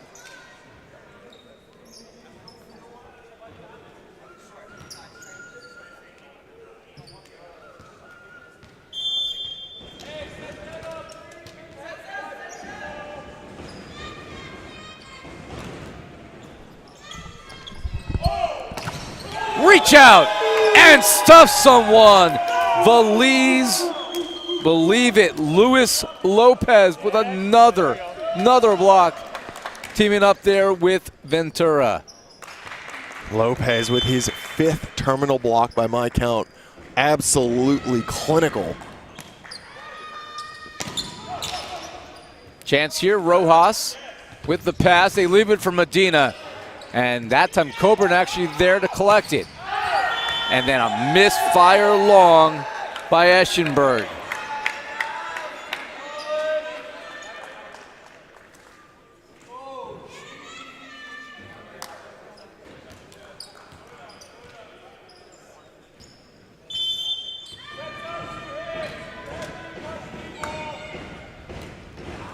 And it's left short by Rojas. Wants that one back.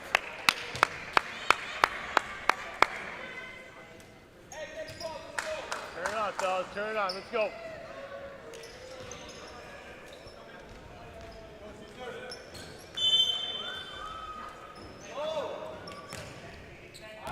Too long. And back-to-back service errors.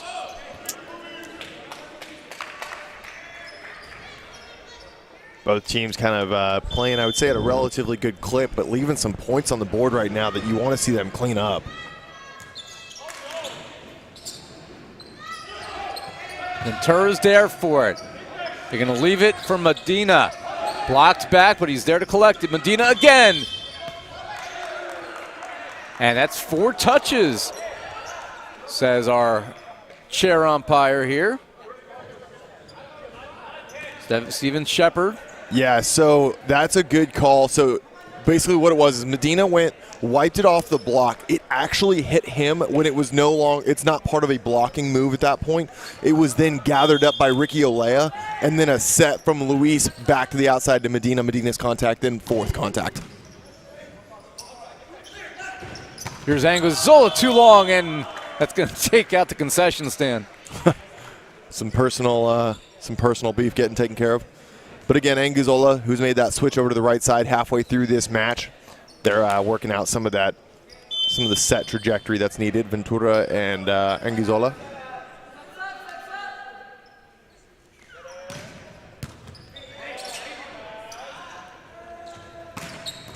Medina dropping that in front of Eschenberg. Nice jump save there by Holdaway, going to that zone 1 cutback, but still just too much heat. Cesar Medina starting to ramp up. We've been waiting all day for him to see if he can take over this match. Still some time, but Stingers have been able to slow him down with some well-formed blocks so far. In the middle, Zebra. Stabbing at that one, but not able to save it, was Rojas, and the side out for Utah. 2 undersized middles there going at it between Aleja and Hoyt, but you want to see the middle back find that a little bit better of a touch there, maybe pick that one up, but caught a little shallow.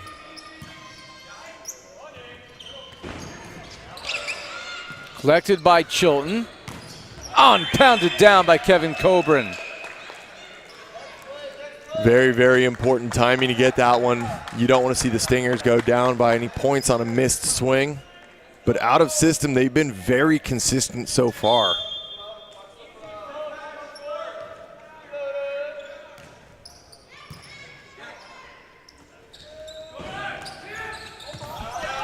Good job there, laying out by Eschenberg. Lee's able to run it down. Here's Medina with the tip.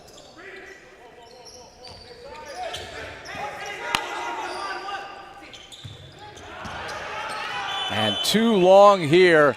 And the Utah Stingers, needing this set to force a 5th, have themselves a 3-point lead.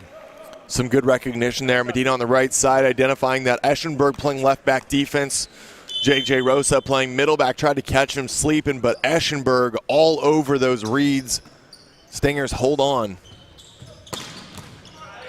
Well read by Chilton. And that is too long. Is there a touch? Yes, there was. is. Well picked up by our chair umpire, Steven Shepard. Great ball by Eschenberg out to the pin. Nice connection. And you see that non-setter able to get that bump set across the court. Very well done.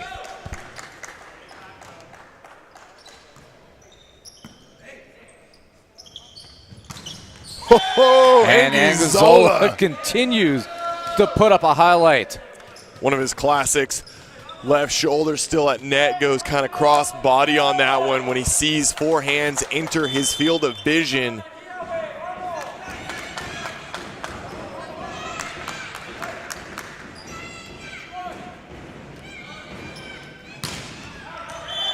too long. Stingers doing a nice job right now. They've kind of settled into their groove. They're not making some of those uncharacteristic mistakes that they've been dealing with what felt like all match long, not plaguing their game right now. So as long as they're able to enter this late game with still this 4 to 5 point lead and don't kind of get tripped up like they did there in the third set, they're looking good in their current position. Smashing through. Rojas continues to go against guys 5-6 inches bigger than he is and capitalize, and the Matadors still within 3 here. At the end of the third set, he had 5 points, been blocked once and 2 hitting errors, so swinging at a 42% clip. Not, you'd like to see him clean it up a little bit more as that 0-2, but he's since added a couple kills, but another error. So he's kind of like riding that borderline where you want to see a little bit more productivity or maybe a little bit less errors out of him. But at the same time, he has made a couple of plays that this team desperately needed in timely situations. Eschenberg swinging at that one almost flat-footed, trying to become a member of the San Diego Wild. And another one for Anguizzola, now 14 kills, and the Matadors, down 3, have clawed within 1. And this is just it. We've seen the Matadors constantly posturing and putting themselves in a position that whenever they get the chance, they're ready to make these small runs happen. Utah Stingers have not been quite as disciplined. Anguizzola giving up life and limb. Here's Rojas, blocked back. Trying to tie it. Won't happen here. Off the net it's collected. And wow, they continue to just be resilient. Lopez ties it at 15. The discipline from the Matadors staying bolt true out there. No nets, easy recycles. Every guy on the team delivering great sets to their outsides, and their outsides continue to deliver throughout the chaos of these long rallies. But you got to look into the middle right there. Lopez, a chaos ball, high, middle of the court. Let him just go to town, and man, does he deliver right there.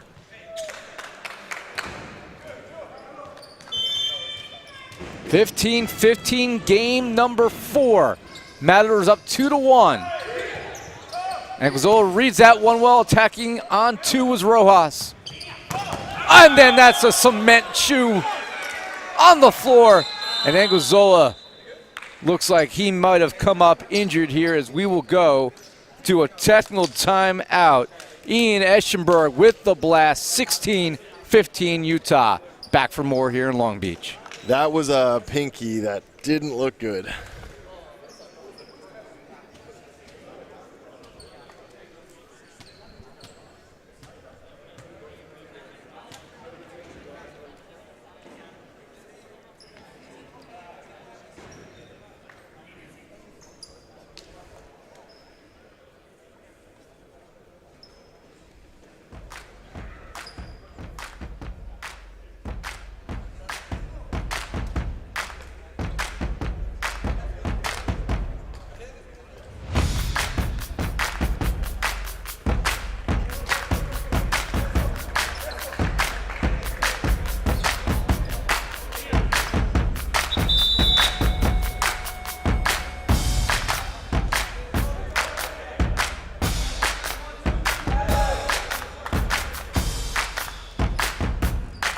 The block hauled away, and Coburn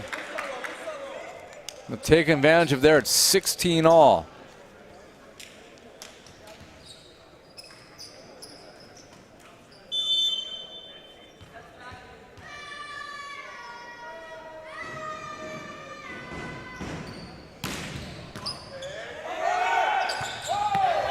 And last touch by Utah. The point goes to the Matadors on what could have been a joust play.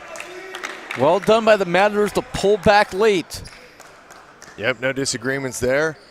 I want to see some. I want to see the Stingers answer back. When they're in system, they make the great plays. But what can they do when they're kind of catching these haymakers, these long rallies that Matadors have become so well known for? Off of the shoulder of Eschenberg, he got caught, and the Matadors on the stage on the steps here what would be a major upset, I believe. Oh, absolutely. You looked at what feels like, I don't know, upgrades is the right word. Really, Anoval Romero is very highly touted outside on the international level, very well respected. George Mencia has been playing professional for more than half of his life, but all the same, this Matadors team coming out and just responding brilliantly. Blocked back, Ventura collects it. Rojas again, and the Matadors lead by 3.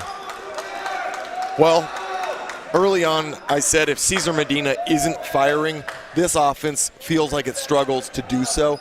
Anguizola, Rojas are both contributing brilliantly right now and getting another timeout forced from the side of the Utah Stingers, down by 3. They're in a tough spot back against the wall. If they don't change something right now, they may be taking this loss in 4. Well, the Matadors have already knocked off the Ramblers this year, so this is territory that they're actually very familiar with, Nick. They know how to play against teams that are considered in that top quarter echelon of the league. Utah's right in that territory.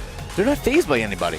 Yeah, I mean, it's kind of funny in the sense that, they take down, they fall to Southern Exposure Event 1. They beat the Ramblers. Event 2, they fall to the Founders, and I'm spacing on who the other win they had was, but it feels like that, they're taking down top teams, and they can't quite get it together on that on the second half. Puerto Rico Pythons, the other victory on the year. Well, so far everyone's been successful against them with that 0-4 record. We'll see what they're able to get done. A little more insight. Haley, what do you got for us?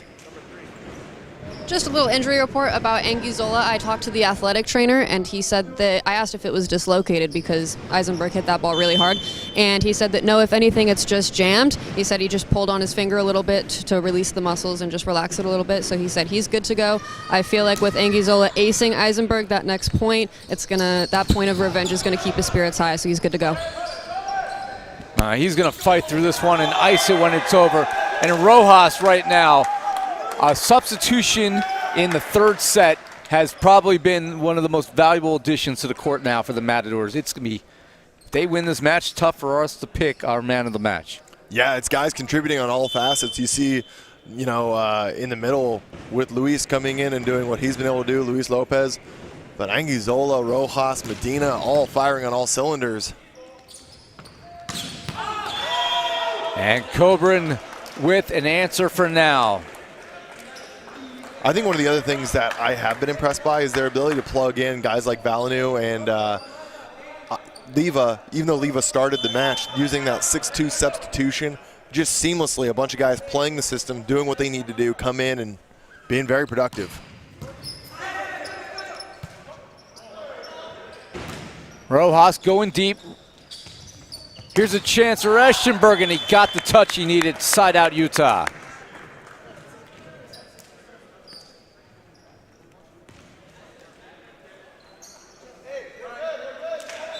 And that's going to be a timeout called. Matadors were hot, have cooled down a little bit. Stingers trying to get dialed back in, still trailing by 2, but making a nice little move here in the late part of set number 4 as they are down 1-2. One more game going the way of the Matadors means that we are all set here as we get ready for the next set at 4 o'clock PST, which will be San Diego Wild as they take on Orlando Southern Exposure. That's a good timeout here by head coach Farhad Zarif, sensing his.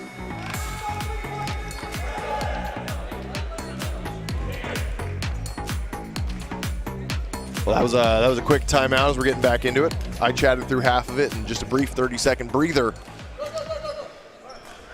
Head coach Farhad Zarif, that was a useful timeout there. Get his team's composure back into this. They're on the doorsteps of a major win. If the Matadors can improve 3-2 on the year in the American Coastal, a division that, let's be honest, is becoming one of the better ones in the league, they're putting themselves on the doorsteps of being in the playoffs this year when we get to the end of the season. Kevin Coburn down by 2 will serve. Great pass and a tool to block by Lopez. Lopez had absolutely zero right scoring that point. That was in the middle of a double block. Well done, considering that Shane Holloway has been absolutely locking it down in the middle of the court for the side of the Utah Stingers.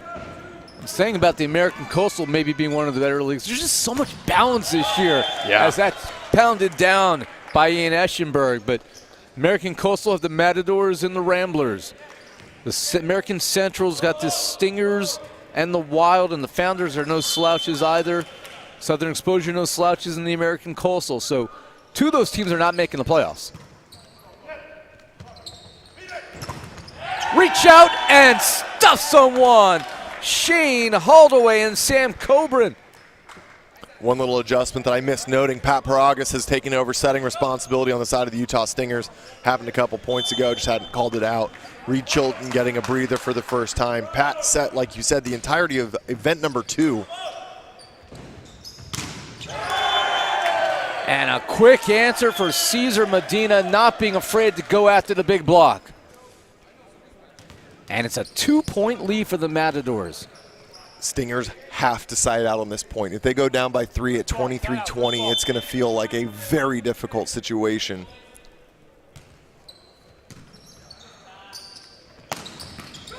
Holdaway dug by Rojas. What a save by Medina as they free it over. Utah looking to cut it to 1.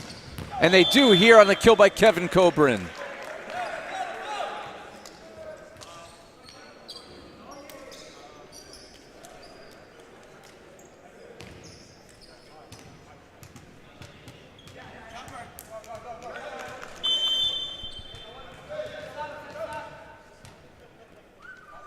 Holdaway to serve. 22-21.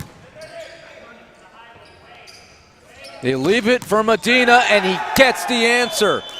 Shane Holdaway couldn't bring it back. 23-21. They're going to reverse the subs here. Anguizzola, who's well into double figures, a career high for him. And Ventura will serve. The Matadors 2 points away from a surprising win today, and none of us in our pregame show today picked them. You have to think that Sam Coburn right now is the look for the side of the Utah Stingers. And it falls in for the ace. Wow. Jinx. That was not what I expected to see. Stingers against the wall. Coach Russ Holmes is going to call a timeout on that one. He is not going to end this match sitting on any available resources.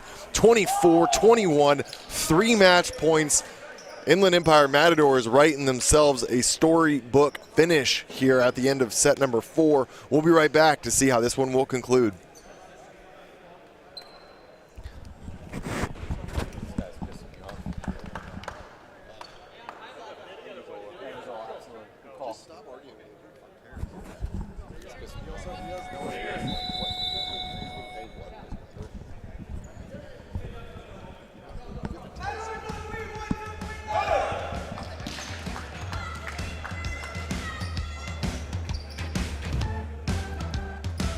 (24-21), the ball in the hands of Christian Ventura as the Matadors seek their second major upset victory of the season. Well, you have to be certain that that float serve is not going to go down for another ace, right? But it almost did. Coburn swinging away. Feliz with a big dig. Chance for Utah to stay alive, and they do. So in game number 3, Utah led 24-21 and faced 3 set points. Can the Stingers do the same thing but in reverse as they hand the ball back to Paragas? Match point number 2.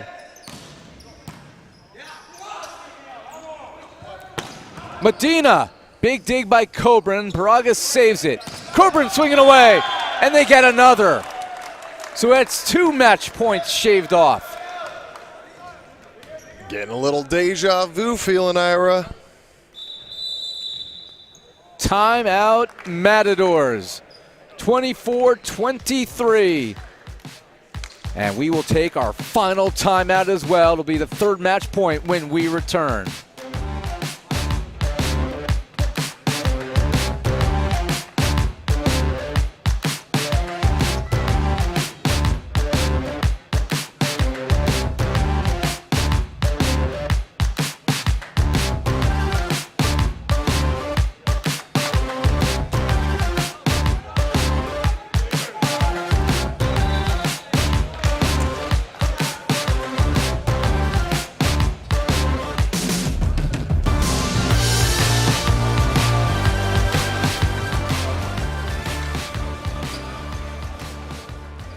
Match point number 3. Can the Matadors close it here? Not the best pass. Run down by Ventura. And this is sent deep. Rosa pounces on it immediately. And wow. The Matadors did this right back to Utah in game 3. And now it's the Stingers finding a way to stay alive as they've shaved off 3 straight match points. And we're tied at 24. And that's 4 in a row as Zebra puts up the bars. I think that this team is in a good spot, like the roster that's on the court for the Matadors. But, it just comes down to continuing to pass. And I just don't like that set to the middle. A, it was low, but B, you've got Medina and you've got Anguizzola, your 2 offensive leaders. Set one of them. Here's set point number 1 for Utah. Medina, Rosa's there to run it down, and it's left short. Kevin Coburn wants another crack at it. Well, he definitely gave that one back to the Matadors on a silver platter after Rosa read Medina like a book. That tip far too easy. I want to see Medina swinging. That's when he's at his very best, but the Stingers defense continues to be resilient. This has been a tremendous match. Really one that is potentially maybe be our best match of the week in the way things are going as Kevin Coburn puts one down. This will be our second set point for Utah, trying to force a 5th and decisive set. Sam Coburn caused a lot of chaos to start the match off for the side of the Matadors, and now he finds himself with a 25-set even score now. Can he get anything else done? It's funny how what happens in the court completely can be different than what you expected in your head. I thought this coming into the play with what Utah was adding could potentially be a 3-0 sweep. Instead, we might be looking at a 5-set affair. We definitely might be. And there Whoa, it is! what an ace! Sam Coburn with a cannon. Uncharacteristic passing error by Rojas, and that's going to get us a timeout. Actually, we were having a little bit of a scoreboard malfunction in gym, so that was 26-25 match point. That's going to do it 27-25. So set point goes over to the Utah Stingers, an ace on set point, and we are indeed going 5. So they will flip a coin, see who gets the choice here in Game 5, the match of the day so far, and there's much more to come.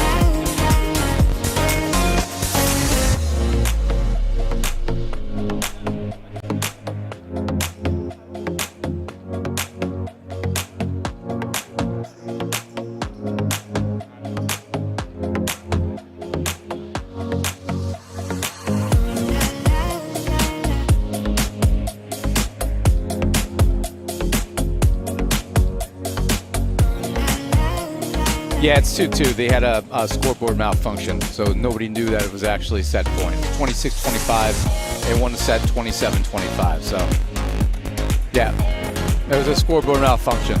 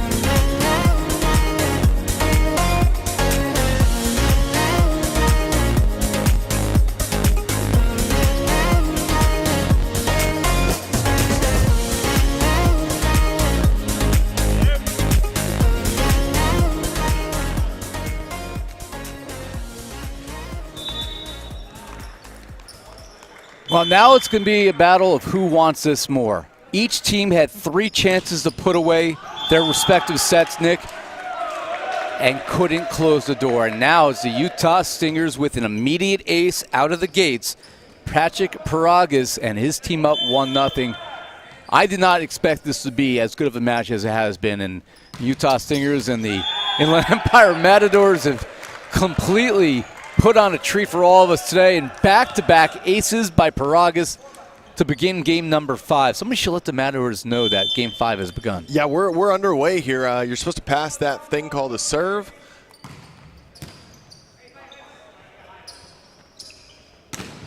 Reach out and stuff someone. Zebra leading the block with Kevin Coburn. And that's going to be a very quick timeout for the Matadors. They're going to have to figure this out because game 5's getting away from them. Timeout in the court. Back for more here in Long Beach.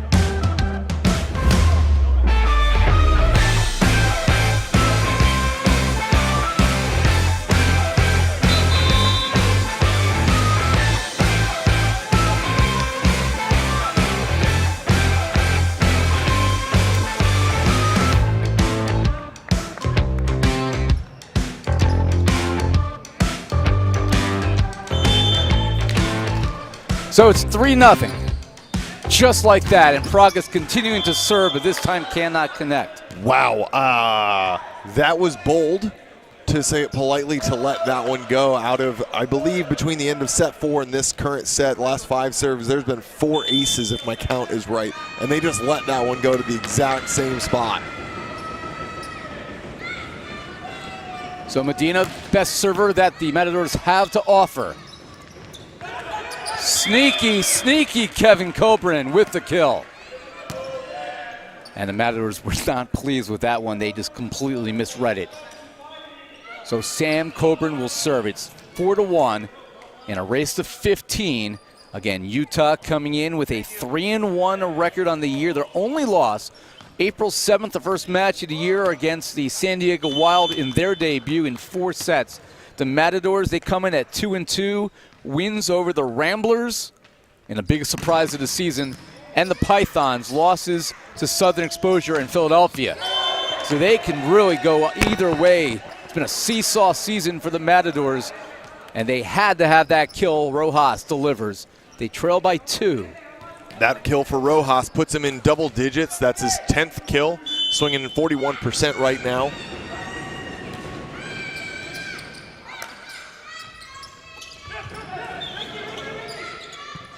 They're going to leave it for Rojas. That's blocked back. Rojas one more time. Can't get the touch. And Utah has themselves a 3-point lead. Now remember, you only have 1 challenge here in this set. Anything that you didn't use games 1 through 4, well, that's a souvenir right now. Yep. Great point. And again, same rule applies. If you challenge and get it right, you do get to keep your challenge, but limited options.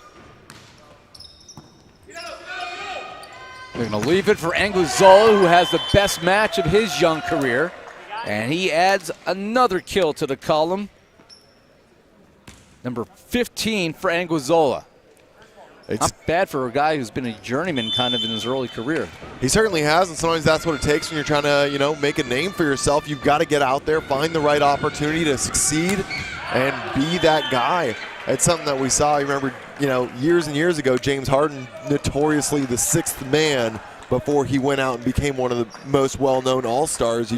Sometimes you put your time in, and then hopefully later on it's kind of a no-brainer, and people say, how is that where he was? But Anguizzola still got that hill to climb in front of him. That's a great point as Veliz keeps that one in play. They're going to leave it for Anguizzola. Reach out and stuff someone. Shane Holloway again, teaming with Ian Eschenberg as it goes to 7-3, and we will see a swap here as Leva will come in as with their second setter, James Valenu. In the debut today for Shane Holloway, credit down 7 blocks. Yeah, he's definitely had a solid blocking performance. The hitting's been a little up and down, but that's to be expected when you get a new rep with a brand new setter. But the service pressure from the Utah Stingers continues, unrelenting, as another ace off the platform of Rojas with the side swap at 8-3. Utah Stingers are putting on a clinic right now. I'll tell you what, Nick, the Matadors had this match in the bag, and now their faces are hanging because they know they let it slip away. And the Stingers right now, completely new dynamic. They came out, they threw away what happened in these last couple sets, come out, and they are calm, they are refreshed, and they now are finally starting to smile a little bit as well, leading by 5. And after the ace by Kevin Coburn, serving again. Back row attack. What happened there is that with the setter back row with James Valenu, as long as, and again we talked about it, the 1%, as long as 1% of that ball breaks the plane and contact is made by the blocking side of the Utah Stingers, in that case Ian Eschenberg, then it is going to be called for a back row attack, and that's exactly what happened. Kevin Coburn mixing up his serves. The pressure has been real. Rosa with the dig. Coburn swinging away off the shoulder of Elise, and they're not going to be able to bring that one back. Off of the scoreboard panel on the back wall. And this is now out of control. The Utah Stingers have arisen. Timeout, Matadors. Who is this Utah Stingers, and what have they done with the team we saw for the first 4 sets? This is absolutely coming to life. They're looking fluid, they're looking natural, and it's kind of because they're hitting their serves in and aggressive. We're seeing the Matadors getting aced. Then they're kind of that second-guessing everything. Their passing has pulled to 15 feet off the net. All of a sudden, Holdaway anchoring triple blocks left and right, and there is just the full system clicks on the back of in and aggressive serves. Stingers were just teasing us. Oh, man. That's all this was. They just wanted everyone here and at home getting full price for their free ticket of admission. You know, just making sure that people feel rewarded. Memorial Day weekend here in Long Beach. And if this is match number 2 of 12, what else does the weekend have in store? Another good serve, collected off the net, cannot be saved. And Kevin Coburn would get another ace. And the Stingers, well, this one all but academic now. And the Matadors are going to rue this one. They had this major upset in the bag, and the bag had a hole. It's impressive that at the end of the 3rd set, we saw the Matadors steal a set from the Stingers. The Stingers answered back, stole it back. But right now, we are not seeing the same resilience from the Matadors, and it just speaks to that level of mental tenacity, the professionalism, and just how good that Stingers team is, that they handled that adversity in that 4th set to really make it their own, because they had to steal that one away at the end there. Lena Rojas is your server. Do they have any life left? No, as it falls in here for Eschenberg, who in his debut for the Stingers today, don't forget him, that's now a 12 kills. It's really hard to talk about who the best player is on the Stingers group right now. The quick look across, you're seeing 5 guys hitting in that 30% range, 35% for Coburn, for Sam Coburn. Holdaway at 38%, 39% for Kevin Coburn. And then we see also Ian at 39%. So everyone right in that same range. Zebra, the standout, hitting 60%. Not blocked yet, 2 hitting errors, but 9 kills. So it is a very spread out offense across the board. I don't even know who you give this man of the match to right now for Utah. This is literally a toss-up. Yeah, and sometimes you look at, oh, well then therefore it might be the setter. But again, we've seen Reed Chilton replaced by Pat Paragas, who's come in off the bench, and it speaks volumes to him. He came in as a serving sub earlier this match, got an ace. Now he came in, and at the end of the 4th set, he's coming in and dealing a great offense right when they need him, and now he's about to take them to a commanding 5th set lead. Yeah, at the end of the day, I think Holloway's been the biggest factor here with his blocking, though, in his debut. Of course, Zebra, they're going to miss him. I don't know. When he goes back to Trinidad and Tobago to get ready for international competition. 9 match points belonging to the Utah Stingers. 14-5 in a 5th set that has become a yawn. Man, I just see both the middles from the Stingers just being the X factor here. Hoyt at +9. Holdaway +7. And there's another. Dina gets stuffed. on match point. It is a Stinger fifth set rout. 15-5 as Utah gets the W today.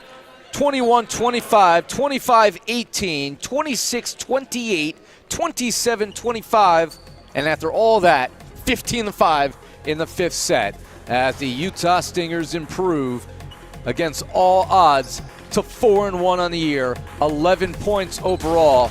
And the Inland Empire Matadors are going to regret not finding a way to finish this one off as they drop to 2-3 on the season. As these teams shake hands, their only meeting of the regular season, of course, the Matadors in the American Coastal, the Stingers in the American Central. And the Utah Stingers, well, they show that they find ways to win. They were down 2-0 against the Chicago Untouchables and found a way back into that match. And they did so here today. 3 match points they were facing, and it didn't matter. They found a way out. Yeah, and I think that's one of the things that I look at when you're seeing the Stingers start to age in or phase in some of these younger guys. That's what's been so impressive. When they, back in 2020, Jake Langlois was still on this team. And there's a variety of other guys that were so important, but we got some sideline interviews. Well, I'll tell you what, we were debating who should be the man of the match, and it has to be, with 7 blocks today, Shane Holdaway. And we'll send it over to Haley Henderson with the man of the match. Thanks, guys. We have Mr. Holdaway, Mr. Man of the Match today. You had 10 kills and 2 blocks. Tell us, what were you thinking going into this match?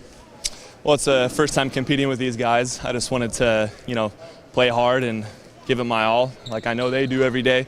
And first tournament with them I thought was really good. Obviously, there's stuff we can work on, but that's every team, right? So we're looking forward to what this team can do in the future, so it's good.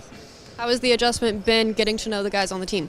It's great. I know a few of these guys from playing before, so it's not too hard, but yeah, I love them. Well, great playing. Good job. Thank you. Back to you guys.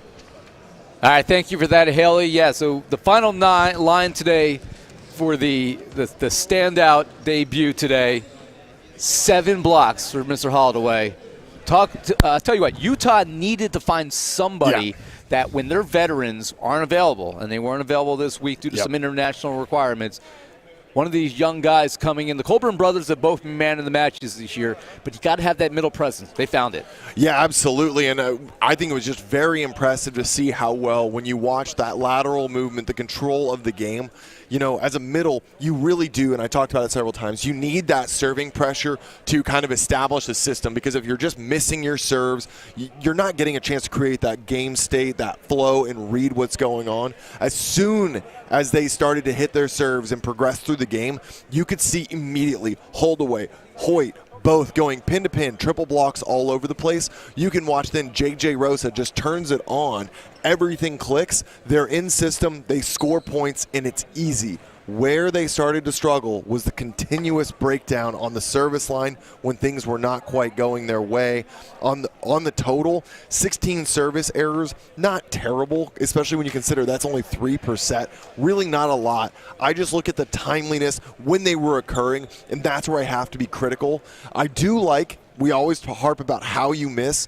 They were missing long on their jump serves almost every time. It was good errors. It was decisions being made on the side of the Matadors to let those serves go.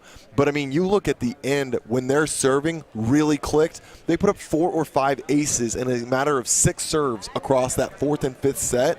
Just attacking that 5-6 seam. It was clinical, and that's what they had been trying to find all game long. One small shout out, I mentioned it briefly, Pat Paragas, coming off the bench, picked up an ace. Then he comes in and just absolutely manhandles the game state at the end of the 4th, brings back that comeback victory, and then just knocks the Matadors off their feet with that win. Yeah, JJ Rosa, we didn't say his name quite enough on the broadcast, but only 5 service or aces today for the Matadors. JJ Rosa gets a lot of credit for really solidifying that back line. For the Stingers today, 16 kills and 3 aces from Kevin Coburn. If it had not been Shane Holdaway, it very easily could have been Kevin Coburn for the 2nd time this year. 12 for Ian Eschenberg in his debut, and 10 kills and 2 blocks. 63% hitting rate today for Mikhail Zebra Hoyt, who we may not see again this year due to his international requirements. But if that's how you go out, that's one way to drop the mic on the way out the door after this weekend comes to a close. So the Utah Stingers rally back, and they get the win to improve to 4-1 on the year. The Inland Empire Matadors, still a team you had to pay attention to. They might not have been able to finish this one off, but they are probably the biggest surprise, most improved club in the league this year. Well, that's it for this one. Our next match will begin at 4 o'clock Pacific, 7 Eastern, as we have an East Coast-West Coast matchup as your San Diego Wild.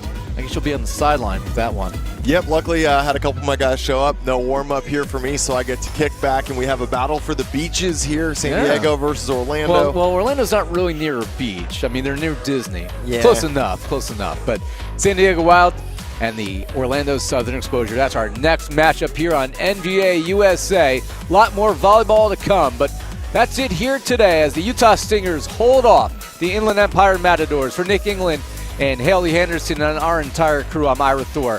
Thanks for joining us. More to come at 4 p.m. Pacific.